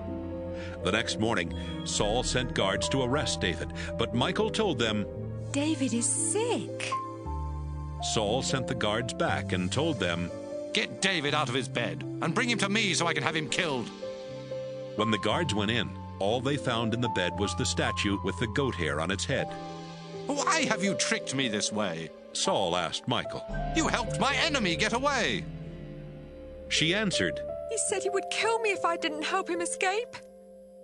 Meanwhile, David went to Samuel at Ramah and told him what Saul had done. Then Samuel and David went to Prophet's village and stayed there. Someone told Saul, David is at Prophet's village, in Ramah. Saul sent a few soldiers to bring David back. They went to Ramah and found Samuel in charge of a group of prophets who were all prophesying. Then the Spirit of God took control of the soldiers, and they started prophesying too. When Saul heard what had happened, he sent another group of soldiers, but they prophesied the same way. He sent a third group of soldiers, but the same thing happened to them. Finally, Saul left for Ramah himself. He went as far as the deep pit at the town of Seku, and he asked, Where are Samuel and David? At Prophet's village in Ramah. The people answered. Saul left for Ramah, but as he walked along, the Spirit of God took control of him, and he started prophesying. Then, when he reached Prophet's village, he stripped off his clothes and prophesied in front of Samuel. He dropped to the ground and lay there naked all day and night. That's how the saying started, Is Saul now a prophet? 1 Samuel chapter 20. David escaped from Prophet's village. Then he ran to see Jonathan and asked, Why does your father Saul want to kill me? What have I done wrong? My father can't be trying to kill you. He never does anything without telling me about it. Why would he hide this from me? It can't be true. Jonathan, I swear it's true. But your father knows how much you like me, and he didn't want to break your heart. That's why he didn't tell you. I swear by the living Lord and by your own life that I am only one step ahead of death. Then Jonathan said, Tell me what to do, and I'll do it. David answered, Tomorrow is the new moon festival, and I'm supposed to eat dinner with your father. But instead, I'll hide in a field until the evening of the next day.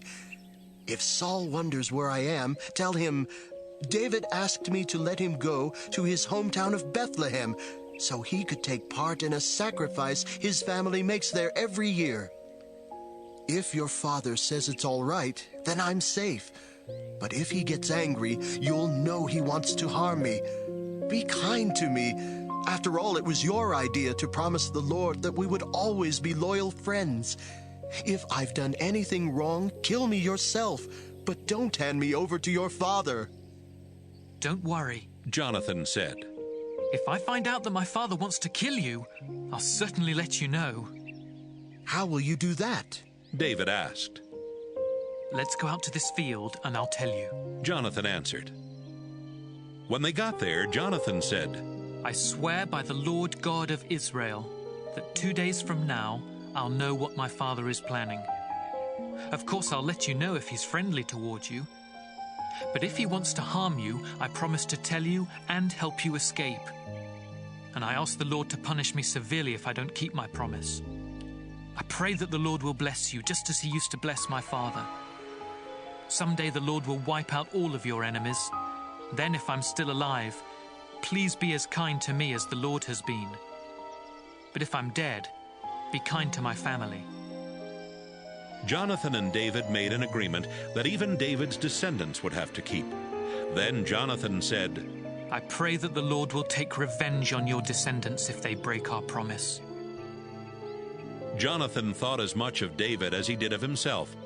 So he asked David to promise once more that he would be a loyal friend. After this, Jonathan said, Tomorrow is the new moon festival, and people will wonder where you are because your place will be empty. And by the day after tomorrow, everyone will think you've been gone a long time. Then go to the place where you hid before and stay beside Going Away Rock. I'll shoot 3 arrows at a target off to the side of the rock and send my servant to find the arrows. You'll know if it's safe to come out by what I tell him. If it is safe, I swear by the living Lord that I'll say, 'The arrows are on this side of you, pick them up.' But if it isn't safe, I'll say to the boy, 'The arrows are further away.'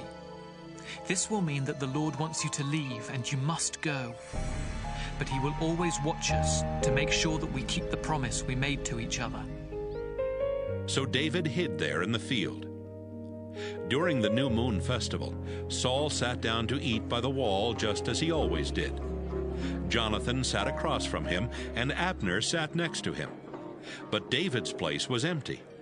Saul didn't say anything that day because he was thinking, something must have happened to make David unfit to be at the festival. Yes, something must have happened. The day after the New Moon Festival, when David's place was still empty, Saul asked Jonathan, "Why hasn't that son of Jesse come to eat with us? He wasn't here yesterday, and he still isn't here today." Jonathan answered, "The reason David hasn't come to eat with you is that he begged me to let him go to Bethlehem. He said, 'Please let me go. My family is offering a sacrifice, and my brother told me I have to be there. Do me this favor and let me slip away to see my brothers.'" Saul was furious with Jonathan and yelled, "You're no son of mine, you traitor. I know you've chosen to be loyal to that son of Jesse. You should be ashamed of yourself. And your own mother should be ashamed that you were ever born. You'll never be safe, and your kingdom will be in danger as long as that son of Jesse is alive. Turn him over to me now. He deserves to die." "Why do you want to kill David?" Jonathan asked. "What has he done?" Saul threw his spear at Jonathan and tried to kill him. Then Jonathan was sure that his father really did want to kill David. Jonathan was angry that his father had insulted David so terribly. He got up, left the table, and didn't eat anything all that day. In the morning, Jonathan went out to the field to meet David. He took a servant boy along and told him, "When I shoot the arrows, you run and find them for me." The boy started running, and Jonathan shot an arrow so that it would go beyond him. When the boy got near the place where the arrow had landed, Jonathan shouted, "Isn't the arrow on past you?" Jonathan shouted to him again, "Hurry up! Don't stop!" The boy picked up the arrows and brought them back to Jonathan, but he had no idea about what was going on. Only Jonathan and David knew. Jonathan gave his weapons to the boy and told him, "Take these back into town." After the boy had gone, David got up from beside the mound and bowed very low 3 times. Then he and Jonathan kissed each other and cried, but David cried louder. Jonathan said, "Take care of yourself, and remember, we each have asked the Lord to watch and make sure that we and our descendants keep our promise forever." David left, and Jonathan went back to town. 1 Samuel chapter 21. David went to see Ahimelech, a priest who lived in the town of Nob. Ahimelech was trembling with fear as he came out to meet David. "Why are you alone?" Ahimelech asked. "Why isn't anyone else with you?" "I'm on a mission for King Saul," David answered. "He ordered me not to tell anyone what the mission is all about, so I had my soldiers stay somewhere else. Do you have any food you can give me? Could you spare 5 loaves of bread?" "The only bread I have is the sacred bread," the priest told David. "You can have it if your soldiers didn't sleep with women last night." "Of course we didn't sleep with women," David answered. "I never let my men do that when we're on a mission. They have to be acceptable to worship God even when we're on a regular mission. And today we're on a special mission." The only bread the priest had was the sacred bread that he had taken from the place of worship after putting out the fresh loaves. So he gave it to David. It so happened that one of Saul's officers was there worshiping the Lord that day. His name was Doeg the Edomite, and he was the strongest of Saul's shepherds. David asked Ahimelech, "Do you have a spear or a sword? I had to leave so quickly on this mission for the king that I didn't bring along my sword or any other weapons. The priest answered, The only sword here is the one that belonged to Goliath the Philistine. You were the one who killed him in Elah Valley, and so you can take his sword if you want to. It's wrapped in a cloth behind the statue. It's the best sword there is, David said. I'll take it. David kept on running from Saul that day until he came to Gath, where he met with King Achish. The officers of King Achish were also there, and they asked Achish, Isn't David a king back in his own country? Don't the Israelites dance and sing? Saul has killed 1,000 enemies. David has killed 10,000 enemies. David thought about what they were saying, and it made him afraid of Achish. So right there in front of everyone, he pretended to be insane. He acted confused and scratched up the doors of the town gate while drooling in his beard. Look at him, Achish said to his officers. You can see he's crazy. Why did you bring him to me? I have enough crazy people without your bringing another one here. Keep him away from my palace. 1 Samuel chapter 22. When David escaped from the town of Gath, he went to Adullam cave. His brothers and the rest of his family found out where he was, and they followed him there. A lot of other people joined him too. Some were in trouble, others were angry or in debt, and David was soon the leader of 400 men. David left Adullam cave and went to the town of Mizpah in Moab, where he talked with the king of Moab. Please, David said, let my father and mother stay with you until I find out what God will do with me. So he brought his parents to the king of Moab, and they stayed with him while David was in hiding. One day the prophet Gad told David, Don't stay here. Go back to Judah. David then left and went to Hereth Forest. Saul was sitting under a small tree on top of the hill at Gibeah when he heard that David and his men had been seen. Saul was holding his spear, and his officers were standing in front of him. He told them, Listen to me. You belong to the Benjamin tribe. So if that son of Jesse ever becomes king, he won't give you fields or vineyards. He won't make you officers in charge of thousands or hundreds, as I have done. But you're all plotting against me. Not one of you told me that my own son Jonathan had made an agreement with him. Not one of you cared enough to tell me that Jonathan had helped one of my officers rebel. Now that son of Jesse is trying to ambush me. Doeg the Edomite was standing with the other officers and spoke up. When I was in the town of Nob, I saw that son of Jesse. He was visiting the priest Ahimelech, the son of Ahitub. Ahimelech talked to the Lord for him, then gave him food and the sword that had belonged to Goliath the Philistine. Saul sent a message to Ahimelech and his whole family of priests at Nob, ordering them to come to him. When they came, Saul told them, Listen to me, you son of Ahitub. Certainly, Your Majesty, Ahimelech answered. Saul demanded, Why did you plot against me with that son of Jesse? You helped him rebel against me by giving him food and a sword and by talking with God for him. Now he's trying to ambush me. Your Majesty, none of your officers is more loyal than David. Ahimelech replied, He's your son-in-law and the captain of your bodyguard. Everyone in your family respects him. This isn't the first time I've talked with God for David, and it's never made you angry before. Please don't accuse me or my family like this. I have no idea what's going on. Ahimelech, Saul said, you and your whole family are going to die. Saul shouted to his bodyguards, These priests of the Lord helped David. They knew he was running away, but they didn't tell me. Kill them! But the king's officers would not attack the priests of the Lord. Saul turned to Doeg, who was from Edom, and said, Kill the priests! On that same day, Doeg killed 85 priests. Then he attacked the town of Nob, where the priests had lived, and he killed everyone there, men, women, children, and babies.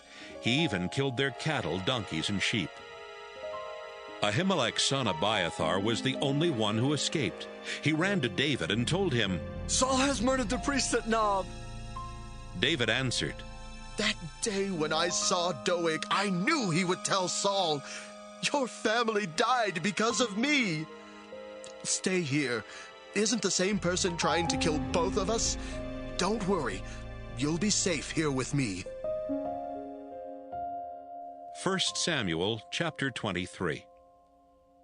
One day some people told David, The Philistines keep attacking the town of Keilah and stealing grain from the threshing place. David asked the Lord, Should I attack these Philistines? Yes. The Lord answered, Attack them and rescue Keilah. But David's men said, Look, even here in Judah we're afraid of the Philistines. We will be terrified if we try to fight them at Keilah. David asked the Lord about it again. Leave right now. The Lord answered, I will give you victory over the Philistines at Keilah. David and his men went there and fiercely attacked the Philistines. They killed many of them, then led away their cattle and rescued the people of Keilah. Meanwhile, Saul heard that David was in Keilah. God has let me catch David, Saul said. David is trapped inside a walled town where the gates can be locked. Saul decided to go there and surround the town in order to trap David and his men. He sent messengers who told the towns and villages, Send men to serve in Saul's army. By this time, Abiathar had joined David in Keilah and had brought along everything he needed to get answers from God. David heard about Saul's plan to capture him, and he told Abiathar, Let's ask God what we should do. David prayed, Lord God of Israel, I was told that Saul is planning to come here. What should I do? Suppose he threatens to destroy the town because of me. Would the leaders of Keilah turn me over to Saul, or is he really coming? Please tell me, Lord. Yes, he will come. The Lord answered. Would the leaders of Keilah hand me and my soldiers over to Saul? Yes, they would. The Lord answered. David and his 600 men got out of there fast and started moving from place to place. Saul heard that David had left Keilah, and he decided not to go after him. David stayed in hideouts in the hill country of Ziph Desert. Saul kept searching, but God never let Saul catch him. One time David was at Horesh in Ziph Desert. He was afraid because Saul had come to the area to kill him. But Jonathan went to see David, and God helped him encourage David. Don't be afraid, Jonathan said. My father Saul will never get his hands on you. In fact, you're going to be the next king of Israel, and I'll be your highest official. Even my father knows it's true. They both promised the Lord that they would always be loyal to each other. Then Jonathan went home, but David stayed at Horesh. Some people from the town of Ziph went to Saul at Gibeah and said, Your Majesty, David has a hideout not far from us. It's near Horesh, somewhere on Mount Keilah, south of Jeshimon. If you come, we will help you catch him. Saul told them, You've done me a big favor, and I pray that the Lord will bless you. Now please, do just a little more for me. Find out exactly where David is, as well as where he goes, and who has seen him there. I've been told that he's very tricky. Find out where all his hiding places are, and come back when you're sure. Then I'll go with you. If he is still in the area, or anywhere among the clans of Judah, I'll find him. The people from Ziph went back ahead of Saul, and they found out that David and his men were still south of Jeshimon in the Maon Desert. Saul and his army set out to find David, but David heard that Saul was coming, and he went to a place called the Rock, one of his hideouts in Maon Desert. Saul found out where David was and started closing in on him. Saul was going around a hill on one side, and David and his men were on the other side trying to get away. Saul and his soldiers were just about to capture David and his men when a messenger came to Saul and said, "Come quickly! The Philistines are attacking Israel and taking everything!" Saul stopped going after David and went back to fight the Philistines. That's why the place is called Escape Rock. David left and went to live in the hideouts at En-Gedi. 1 Samuel chapter 24. When Saul got back from fighting off the Philistines, he heard that David was in the desert around En-Gedi.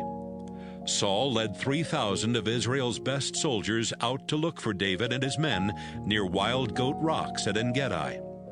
There were some sheep pens along the side of the road, and one of them was built around the entrance to a cave. Saul went into the cave to relieve himself. David and his men were hiding at the back of the cave. They whispered to David, "The Lord told you he was going to let you defeat your enemies and do whatever you want with them. This must be the day the Lord was talking about."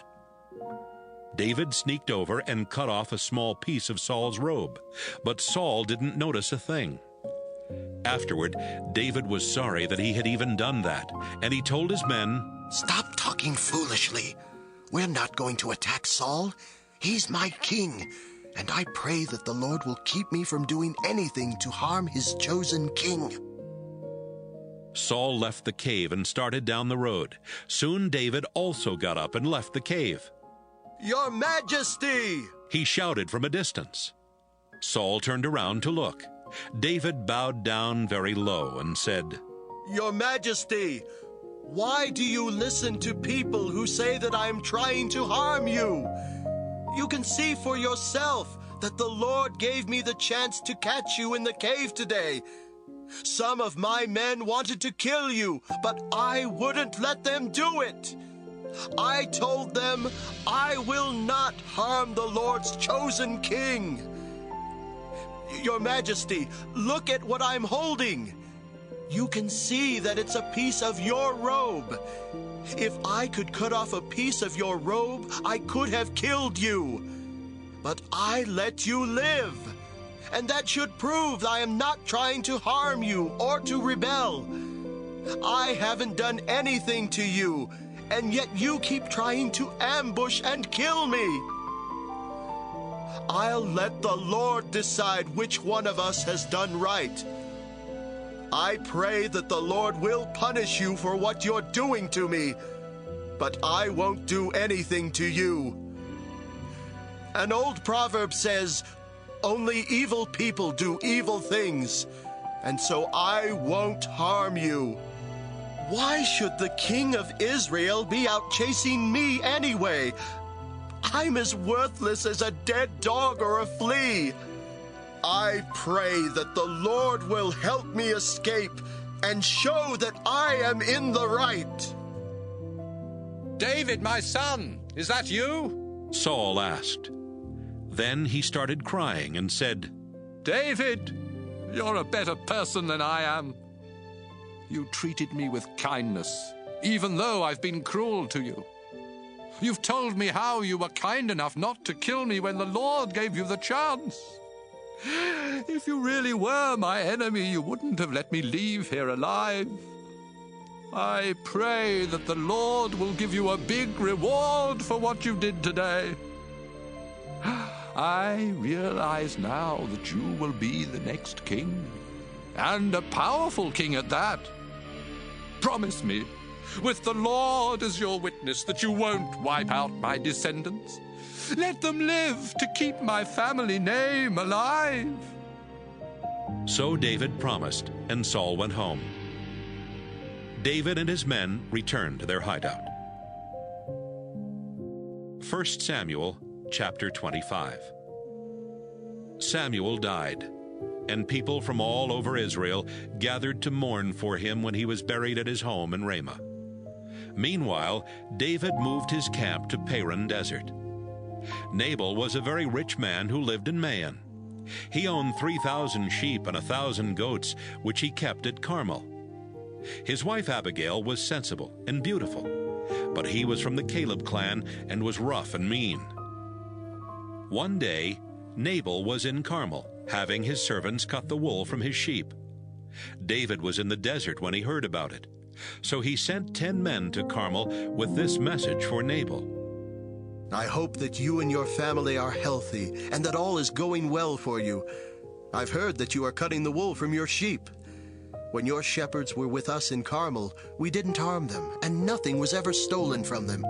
Ask your shepherds, and they'll tell you the same thing. My servants are your servants, and you are like a father to me. This is a day for celebrating, so please be kind and share some of your food with us. David's men went to Nabal and gave him David's message. Then they waited for Nabal's answer. This is what he said. Who does this David think he is? That son of Jesse is just one more slave on the run from his master, and there are too many of them these days. What makes you think I'll take my bread, my water, and the meat that I've cooked for my own servants and give it to you? Besides, I'm not sure that David sent you. The men returned to their camp and told David everything Nabal had said. Everybody get your swords! David ordered. They all strapped on their swords. 200 men stayed behind to guard the camp, but the other 400 followed David. Meanwhile, one of Nabal's servants told Abigail, David's men were often nearby while we were taking care of the sheep in the fields. They were very good to us. They never hurt us, and nothing was ever stolen from us while they were nearby.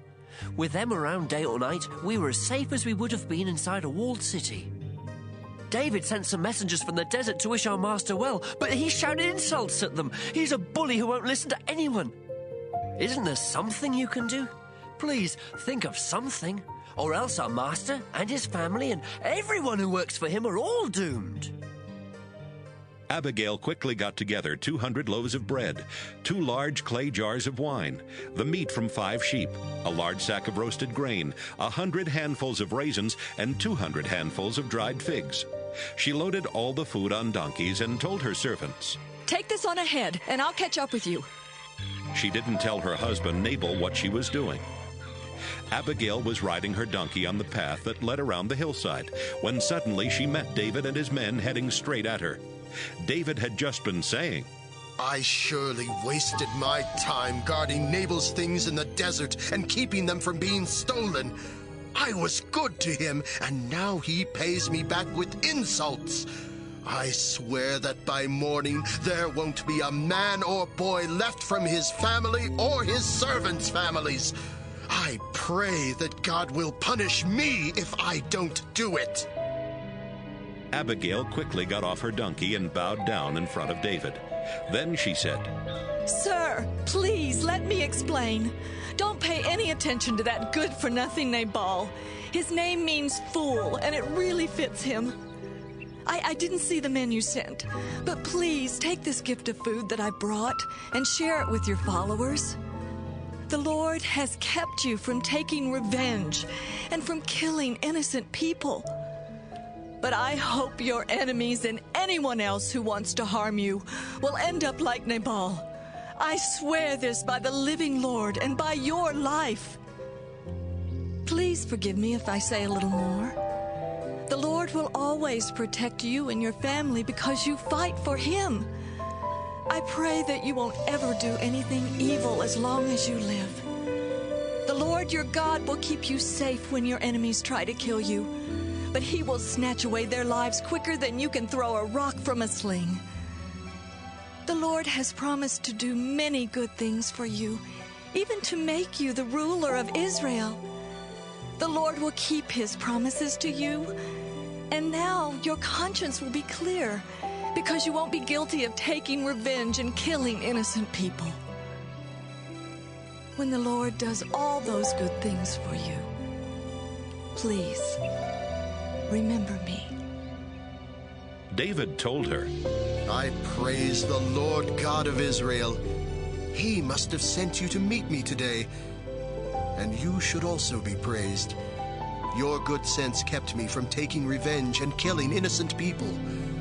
If you hadn't come to meet me so quickly, every man and boy in Nabal's family and in his servants' families would have been killed by morning. I swear by the living Lord God of Israel who protected you that this is the truth. David accepted the food Abigail had brought. Don't worry, he said. You can go home now. I'll do what you asked. Abigail went back home and found Nabal throwing a party fit for a king. He was very drunk and feeling good, so she didn't tell him anything that night. But when he sobered up the next morning, Abigail told him everything that had happened. Nabal had a heart attack, and he lay in his bed as still as a stone. 10 days later, the Lord took his life. David heard that Nabal had died. I praise the Lord, David said. He has judged Nabal guilty for insulting me. The Lord kept me from doing anything wrong, and he made sure that Nabal hurt only himself with his own evil. Abigail was still at Carmel. So David sent messengers to ask her if she would marry him. She bowed down and said, I would willingly be David's slave and wash his servants' feet. Abigail quickly got ready and went back with David's messengers. She rode on her donkey while 5 of her servant women walked alongside. She and David were married as soon as she arrived. David had earlier married Ahinoam from the town of Jezreel, so both she and Abigail were now David's wives. Meanwhile, Saul had arranged for Michal to marry Paltai, the son of Laish, who came from the town of Galim. 1 Samuel chapter 26. Once again, some people from Ziph went to Gibeah to talk with Saul. David has a hideout in Mount Hakeilah, near Jeshimon, out in the desert, they told him. Saul took 3,000 of Israel's best soldiers and went to look for David there in Ziph desert. Saul set up camp on Mount Hakeilah, which is across the road from Jeshimon, but David was hiding out in the desert. When David heard that Saul was following him, he sent some spies to find out if it was true. Then he sneaked up to Saul's camp. He noticed that Saul and his army commander Abner, the son of Ner, were sleeping in the middle of the camp, with soldiers sleeping all around them. David asked Ahimelech the Hittite and Joab's brother Abishai, Which one of you will go with me into Saul's camp? I will, Abishai answered. That same night, David and Abishai crept into the camp. Saul was sleeping, and his spear was stuck in the ground not far from his head. Abner and the soldiers were sound asleep all around him. Abishai whispered, This time God has let you get your hands on your enemy. I'll pin him to the ground with one thrust of his own spear. Don't kill him, David whispered back. The Lord will punish anyone who kills his chosen king. As surely as the Lord lives, the Lord will kill Saul, or Saul will die a natural death or be killed in battle. But I pray that the Lord will keep me from harming his chosen king. Let's grab his spear and his water jar and get out of here. David took the spear and the water jar, then left the camp. None of Saul's soldiers knew what had happened or even woke up. The Lord had made all of them fall sound asleep. David and Abishai crossed the valley and went to the top of the next hill, where they were at a safe distance. Abner! David shouted toward Saul's army. Can you hear me? Abner shouted back, Who dares disturb the king? Abner! What kind of a man are you? David replied. Aren't you supposed to be the best soldier in Israel? Then why didn't you protect your king? Anyone who went into your camp could have killed him tonight. You're a complete failure. I swear by the living Lord that you and your men deserve to die for not protecting the Lord's chosen king. Look and see if you can find the king's spear and the water jar that were near his head. Saul could tell it was David's voice, and he called out, David, my son! Is that you? Yes, it is, your majesty. Why are you after me? Have I done something wrong, or have I committed a crime? Please listen to what I have to say. If the Lord has turned you against me, maybe a sacrifice will make him change his mind. But if some people have turned you against me, I hope the Lord will punish them. They have forced me to leave the land that belongs to the Lord and have told me to worship foreign gods. Don't let me die in a land far away from the Lord. I'm no more important than a flea. Why should the king of Israel hunt me down as if I were a bird in the mountains? David, you had the chance to kill me today, but you didn't. I was very wrong about you. It was a terrible mistake for me to try to kill you. I've acted like a fool, but I'll never try to harm you again. You're like a son to me, so please come back. Your Majesty, here's your spear. Have one of your soldiers come and get it. The Lord put you in my power today, but you are his chosen king, and I wouldn't harm you. The Lord rewards people who are faithful and live right. I saved your life today, and I pray that the Lord will protect me and keep me safe. David, my son, I pray that the Lord will bless you and make you successful. 1 Samuel chapter 27. Saul went back home. David also left, but he thought to himself, one of these days Saul is going to kill me. The only way to escape from him is to go to Philistia. Then I'll be outside of Israel, and Saul will give up trying to catch me. David and his 600 men went across the border to stay in Gath with King Achish the son of Maoch. His men brought their families with them. David brought his wife Ahinoam, whose hometown was Jezreel, and he also brought his wife Abigail, who had been married to Nabal from Carmel. When Saul found out that David had run off to Gath, he stopped trying to catch him. One day David was talking with Achish and said, if you are happy with me, then let me live in one of the towns in the countryside. I'm not important enough to live here with you in the royal city. Achish gave David the town of Ziklag that same day, and Ziklag has belonged to the kings of Judah ever since. David was in Philistia for 1 year and 4 months. The Geshurites, the Girzites, and the Amalekites lived in the area from Telem to Shur and on as far as Egypt, and David often attacked their towns.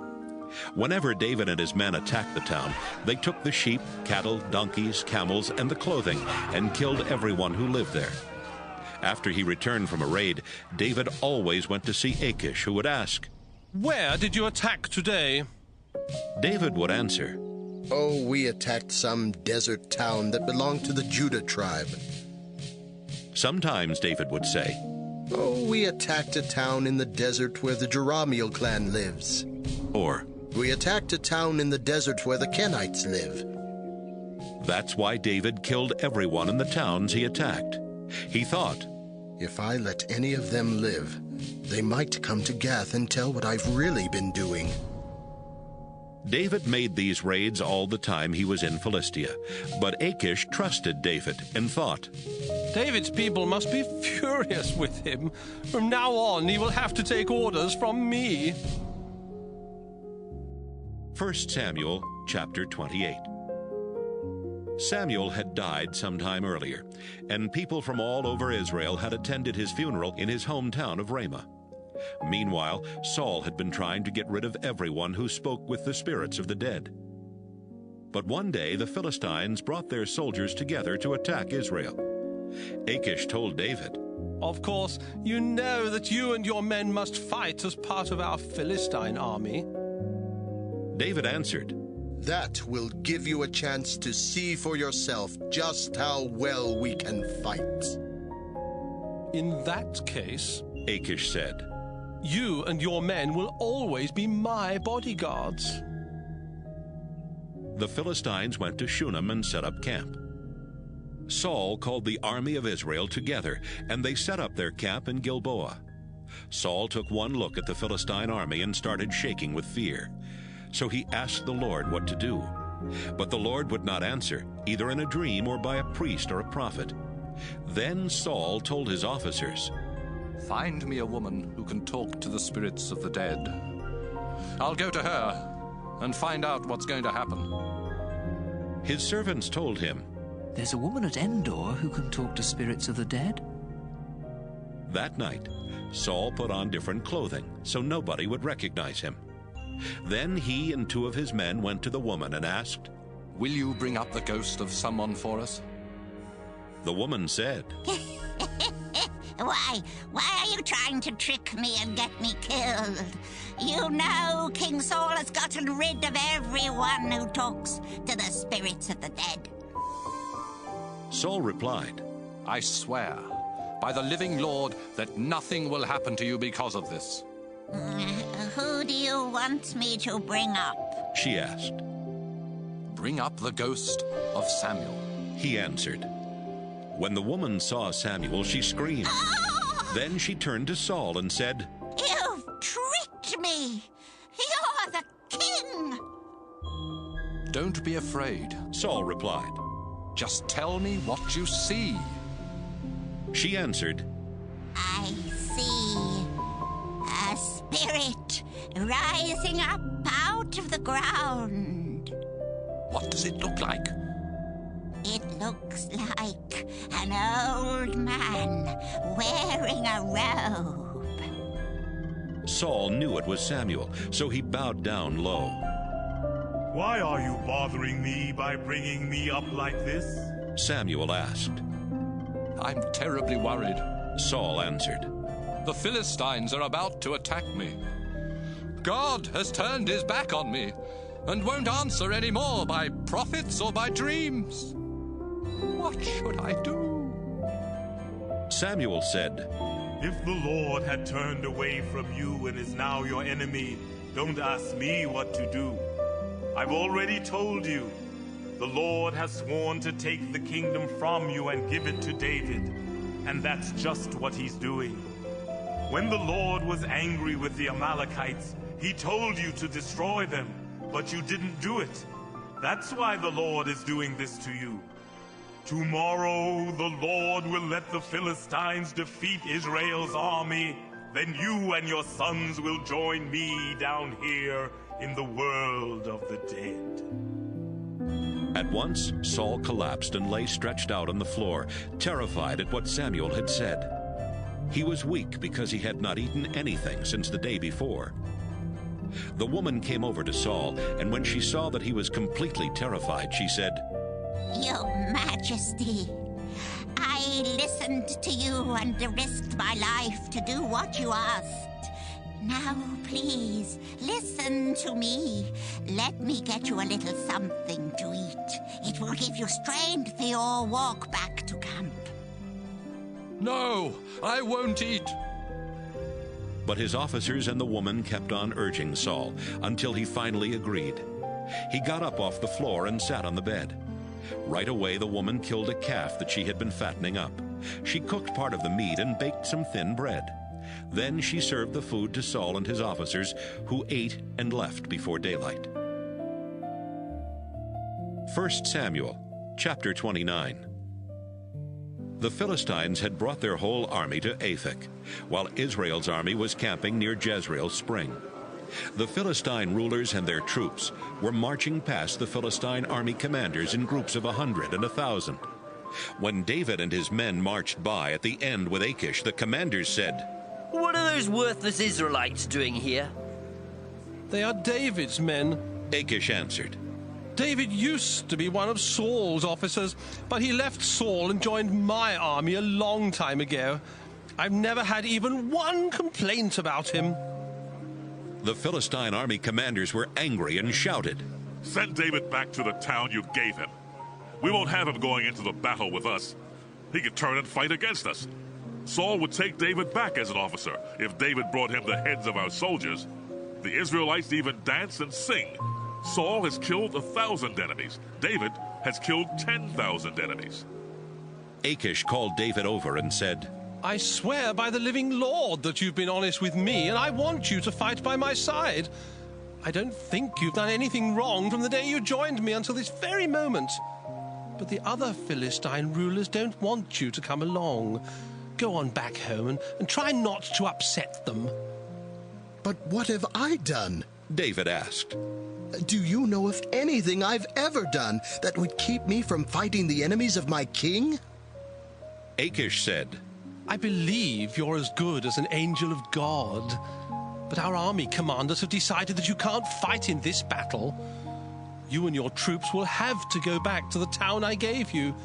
Get up and leave tomorrow morning as soon as it's light.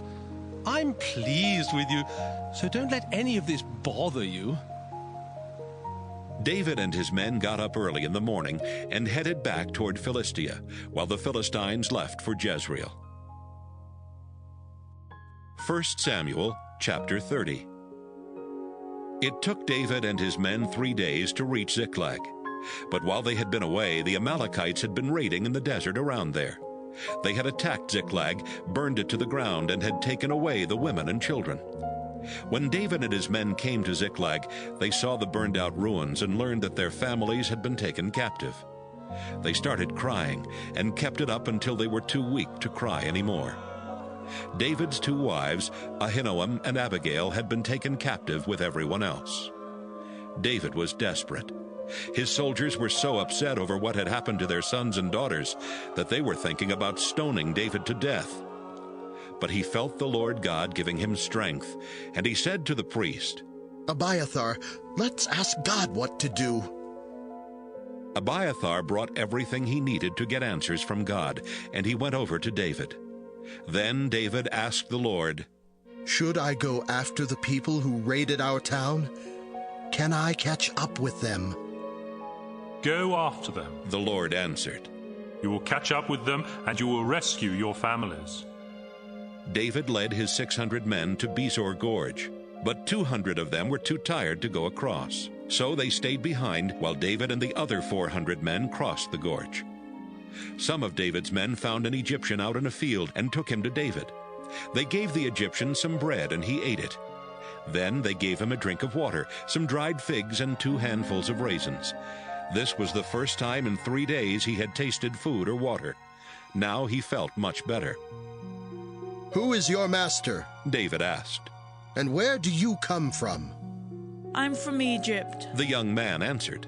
I'm the servant of an Amalekite, but he left me here 3 days ago because I was sick. We had attacked some towns in the desert where the Kerethites live, in the area that belongs to Judah, and in the desert where the Caleb clan lives. And we burned down Ziklag. Will you take me to those Amalekites? David asked. Yes, I will, if you promise with God as a witness that you won't kill me or hand me over to my master. He led David to the Amalekites. They were eating and drinking everywhere, celebrating because of what they had taken from Philistia and Judah.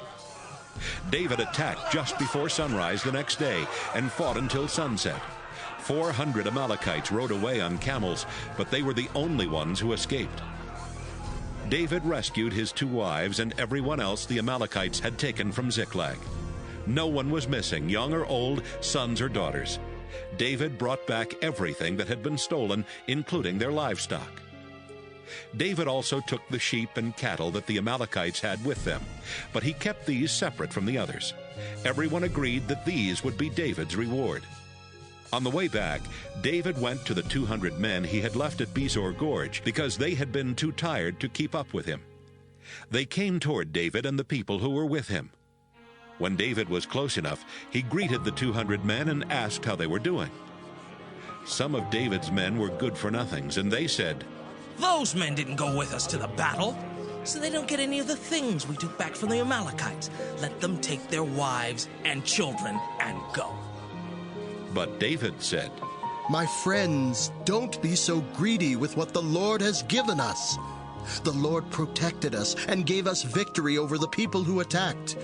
Who would pay attention to you anyway? Soldiers who stay behind to guard the camp get as much as those who go into battle. David made this a law for Israel, and it has been the same ever since. David went back to Ziklag with everything they had taken from the Amalekites.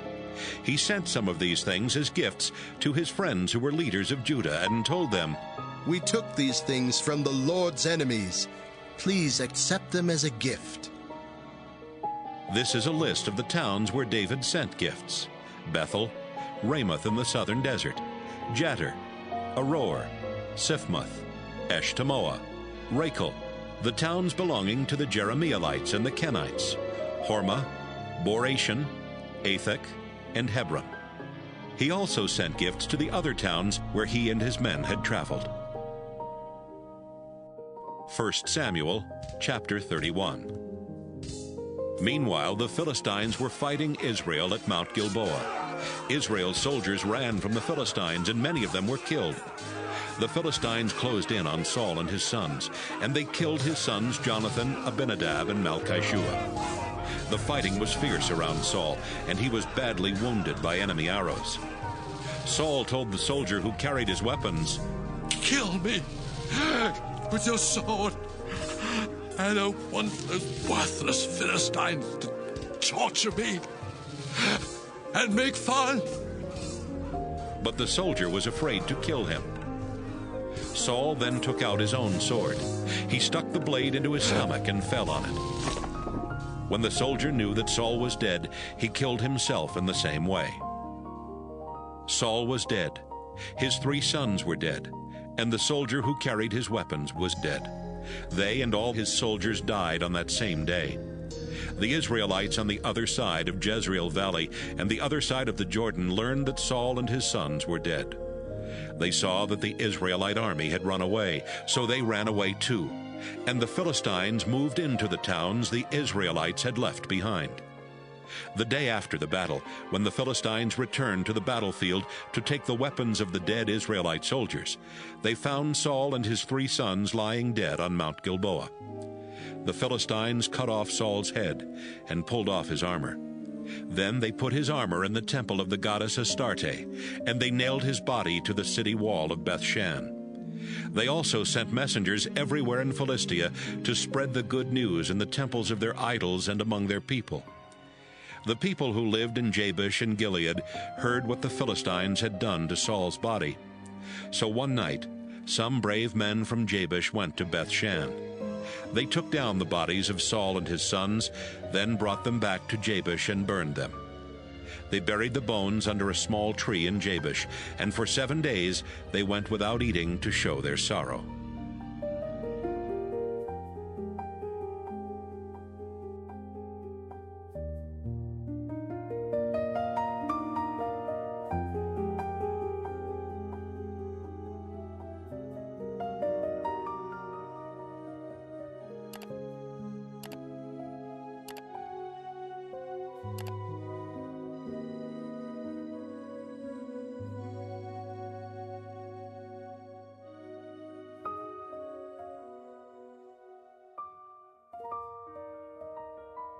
Ecclesiastes, chapter 1.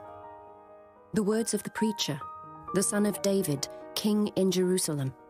Vanity of vanities, saith the preacher. Vanity of vanities, all is vanity. What profit hath a man of all his labor which he taketh under the sun?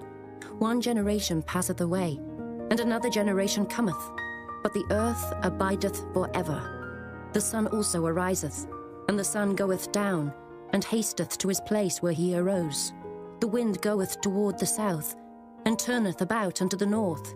It whirleth about continually, and the wind returneth again according to his circuits. All the rivers run into the sea, yet the sea is not full. Unto the place from whence the rivers come, thither they return again.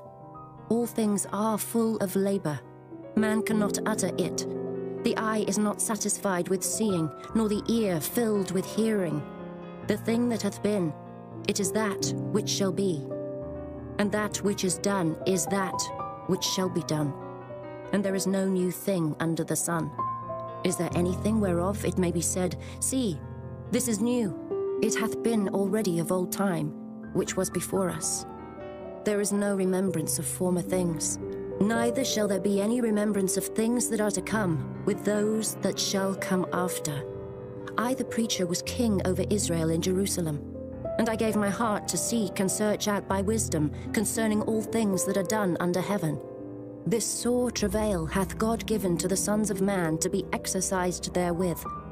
I have seen all the works that are done under the sun, and behold, all is vanity and vexation of spirit. That which is crooked cannot be made straight, and that which is wanting cannot be numbered. I communed with mine own heart, saying, Lo, I am come to great estate, and have gotten more wisdom than all they that have been before me in Jerusalem. Yea, my heart had great experience of wisdom and knowledge, and I gave my heart to know wisdom, and to know madness and folly. I perceived that this also is vexation of spirit, for in much wisdom is much grief, and he that increaseth knowledge increaseth sorrow. Chapter 2. I said in mine heart, Go to now, I will prove thee with mirth, therefore enjoy pleasure. And behold, this also is vanity. I said of laughter, It is mad, and of mirth, what doeth it? I sought in mine heart to give myself unto wine, yet acquainting mine heart with wisdom, and to lay hold on folly, till I might see what was that good for the sons of men, which they should do under the heaven all the days of their life. I made me great works. I builded me houses, I planted me vineyards. I made me gardens and orchards, and I planted trees in them, of all kind of fruits. I made me pools of water, to water therewith the wood that bringeth forth trees. I got me servants and maidens, and had servants born in my house. Also I had great possessions of great and small cattle, above all that were in Jerusalem before me. I gathered me also silver and gold, and the peculiar treasure of kings and of the provinces. I gat me men singers and women singers, and the delights of the sons of men, as musical instruments, and that of all sorts. So I was great, and increased more than all that were before me in Jerusalem. Also my wisdom remained with me, and whatsoever mine eyes desired, I kept not from them. I withheld not my heart from any joy, for my heart rejoiced in all my labor, and this was my portion of all my labor. Then I looked on all the works that my hands had wrought, and on the labor that I had labored to do. And behold, all was vanity and vexation of spirit, and there was no profit under the sun. And I turned myself to behold wisdom, and madness, and folly. For what can the man do that cometh after the king, even that which hath been already done? Then I saw that wisdom excelleth folly, as far as light excelleth darkness. The wise man's eyes are in his head, but the fool walketh in darkness. And I myself perceived also that one event happeneth to them all. Then said I in my heart, As it happeneth to the fool, so it happeneth even to me. And why was I then more wise? Then I said in my heart, that this also is vanity. For there is no remembrance of the wise more than of the fool forever, seeing that which now is in the days to come shall all be forgotten. And how dieth the wise man? As the fool. Therefore I hated life, because the work that is wrought under the sun is grievous unto me. For all is vanity and vexation of spirit. Yea, I hated all my labor which I had taken under the sun, because I should leave it unto the man that shall be after me. And who knoweth whether he shall be a wise man or a fool? Yet shall he have rule over all my labor, wherein I have labored, and wherein I have showed myself wise under the sun. This is also vanity. Therefore I went about to cause my heart to despair of all the labor which I took under the sun. For there is a man whose labor is in wisdom, and in knowledge, and in equity. Yet to a man that hath not labored therein, shall he leave it for his portion. This also is vanity and a great evil. For what hath man of all his labor, and of the vexation of his heart, wherein he hath labored under the sun? For all his days are sorrows, and his travail grief. Yea, his heart taketh not rest in the night. This is also vanity. There is nothing better for a man than that he should eat and drink, and that he should make his soul enjoy good in his labor. This also I saw, that it was from the hand of God. For who can eat, or who else can hasten hereunto more than I? For God giveth to a man that is good in his sight wisdom and knowledge and joy, but to the sinner he giveth travail, to gather and to heap up, that he may give to him that is good before God. This also is vanity and vexation of spirit. Chapter 3. To everything there is a season, and a time to every purpose under the heaven, a time to be born, and a time to die, a time to plant, and a time to pluck up that which is planted, a time to kill, and a time to heal, a time to break down, and a time to build up, a time to weep, and a time to laugh, a time to mourn, and a time to dance, a time to cast away stones, and a time to gather stones together, a time to embrace, and a time to refrain from embracing, a time to get, and a time to lose, a time to keep, and a time to cast away, a time to rend, and a time to sow, a time to keep silence, and a time to speak, a time to love, and a time to hate, a time of war, and a time of peace. What profit hath he that worketh in that wherein he laboureth? I have seen the travail, which God hath given to the sons of men to be exercised in it. He hath made everything beautiful in his time. Also he hath set the world in their heart, so that no man can find out the work that God maketh from the beginning to the end. I know that there is no good in them, but for a man to rejoice and to do good in his life, and also that every man should eat and drink and enjoy the good of all his labour, it is the gift of God. I know that whatsoever God doeth, it shall be forever. Nothing can be put to it, nor anything taken from it. And God doeth it, that men should fear before him. That which hath been is now, and that which is to be hath already been. And God requireth that which is past. And moreover, I saw under the sun the place of judgment, that wickedness was there, and the place of righteousness, that iniquity was there. I said in mine heart, God shall judge the righteous and the wicked, for there is a time there for every purpose and for every work. I said in mine heart concerning the estate of the sons of men, that God might manifest them, and that they might see that they themselves are beasts. For that which befalleth the sons of men befalleth beasts. Even one thing befalleth them. As the one dieth, so dieth the other. Yea, they have all one breath, so that a man hath no preeminence above a beast, for all is vanity. All go unto one place. All are of the dust, and all turn to dust again. Who knoweth the spirit of man that goeth upward, and the spirit of the beast that goeth downward to the earth? Wherefore I perceive that there is nothing better, than that a man should rejoice in his own works, for that is his portion. For who shall bring him to see what shall be after him? Chapter 4. So I returned and considered all the oppressions that are done under the sun, and behold, the tears of such as were oppressed, and they had no comforter. And on the side of their oppressors there was power, but they had no comforter. Wherefore I praise the dead which are already dead more than the living, which are yet alive. Yea, better is he than both they, which hath not yet been, who hath not seen the evil work that is done under the sun. Again I considered all travail, and every right work, that for this a man is envied of his neighbour. This is also vanity and vexation of spirit. The fool foldeth his hands together and eateth his own flesh. Better is an handful with quietness, than both the hands full with travail and vexation of spirit. Then I returned, and I saw vanity under the sun. There is one alone, and there is not a second. Yea, he hath neither child nor brother.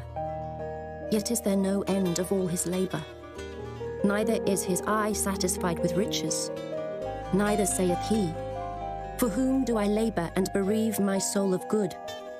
This is also vanity. Yea, it is a sore travail. Two are better than one, because they have a good reward for their labour. For if they fall, the one will lift up his fellow. But woe to him that is alone when he falleth, for he hath not another to help him up. Again, if two lie together, then they have heat. But how can one be warm alone? And if one prevail against him, two shall withstand him, and a threefold cord is not quickly broken. Better is a poor and a wise child than an old and foolish king, who will no more be admonished. For out of prison he cometh to reign, whereas also he that is born in his kingdom becometh poor. I considered all the living which walk under the sun, with the second child that shall stand up in his stead. There is no end of all the people, even of all that hath been before them. They also that come after shall not rejoice in him. Surely this also is vanity and a vexation of spirit. Chapter 5. Keep thy foot when thou goest to the house of God, and be more ready to hear than to give the sacrifice of fools. for they consider not that they do evil. Be not rash with thy mouth, and let not thine heart be hasty to utter anything before God. For God is in heaven, and thou upon earth. Therefore let thy words be few. For a dream cometh through the multitude of business, and a fool's voice is known by multitude of words.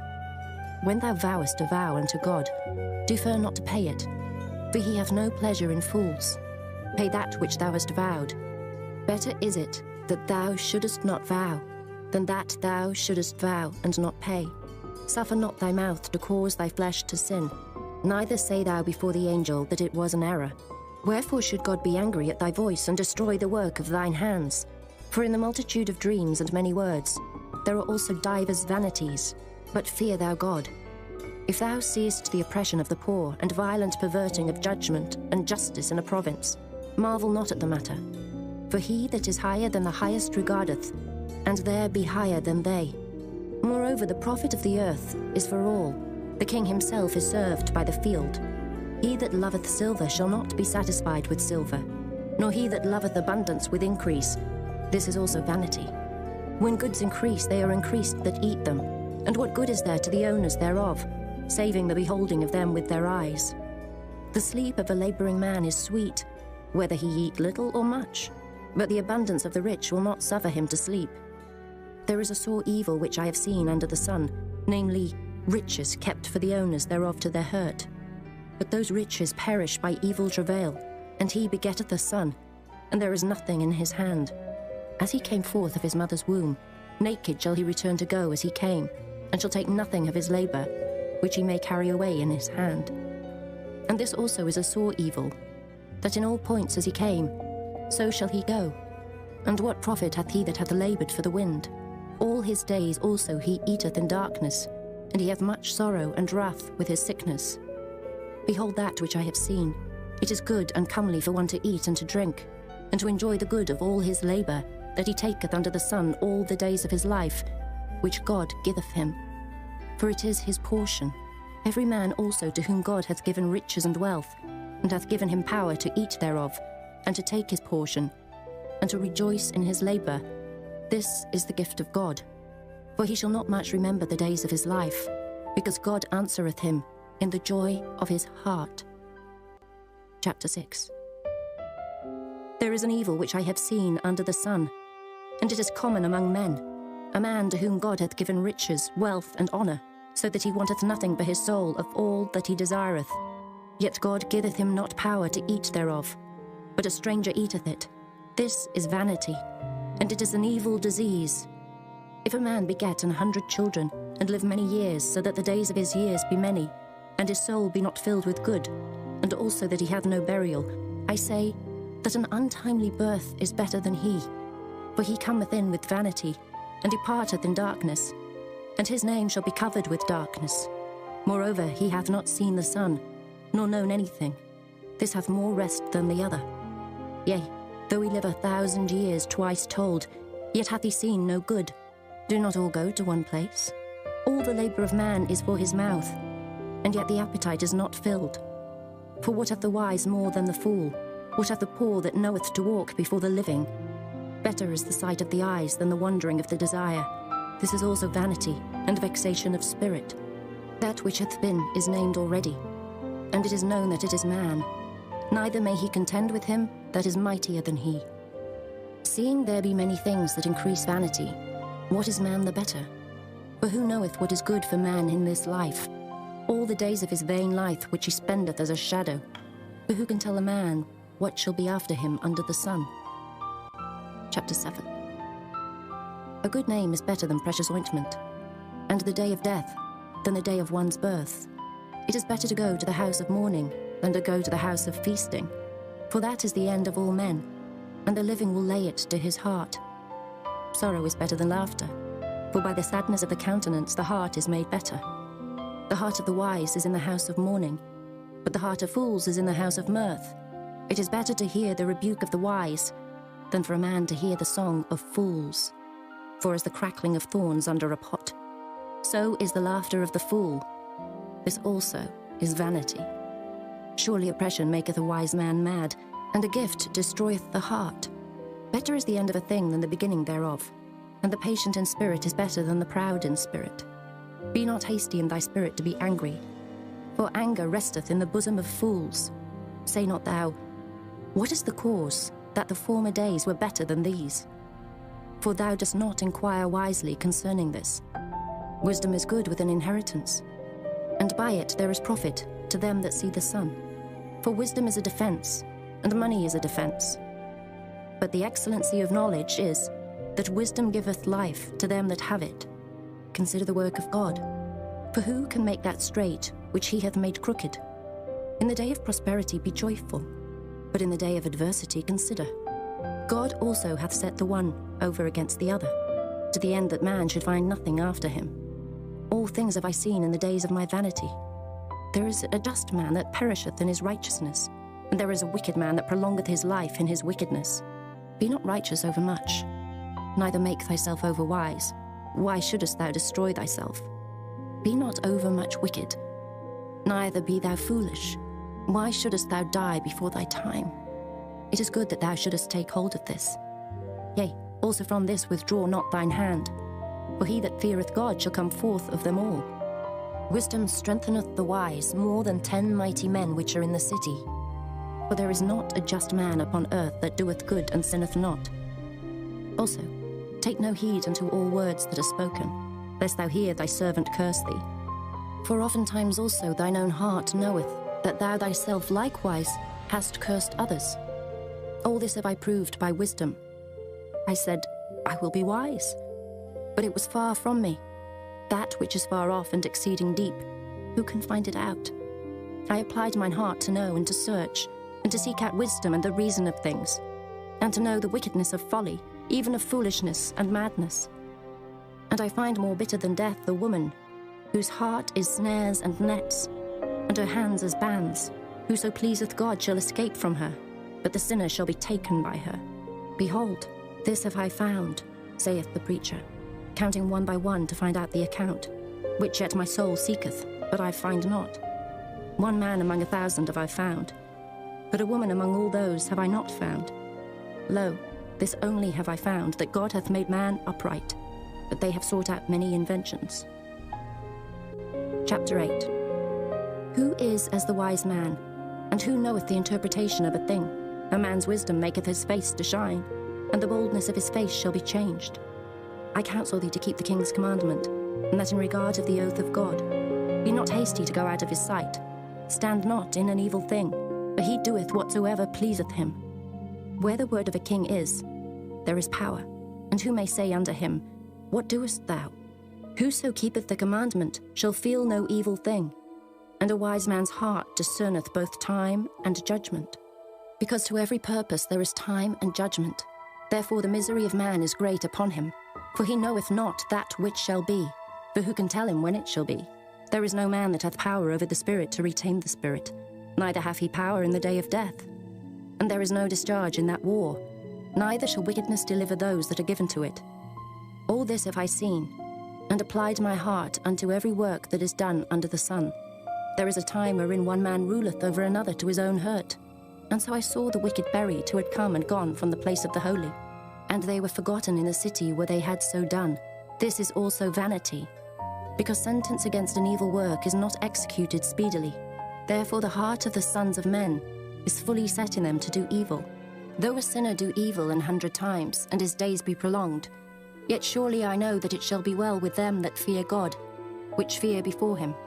But it shall not be well with the wicked, neither shall he prolong his days, which are as a shadow, because he feareth not before God. There is a vanity which is done upon the earth, that there be just men, unto whom it happeneth according to the work of the wicked. Again there be wicked men, to whom it happeneth according to the work of the righteous. I said that this also is vanity.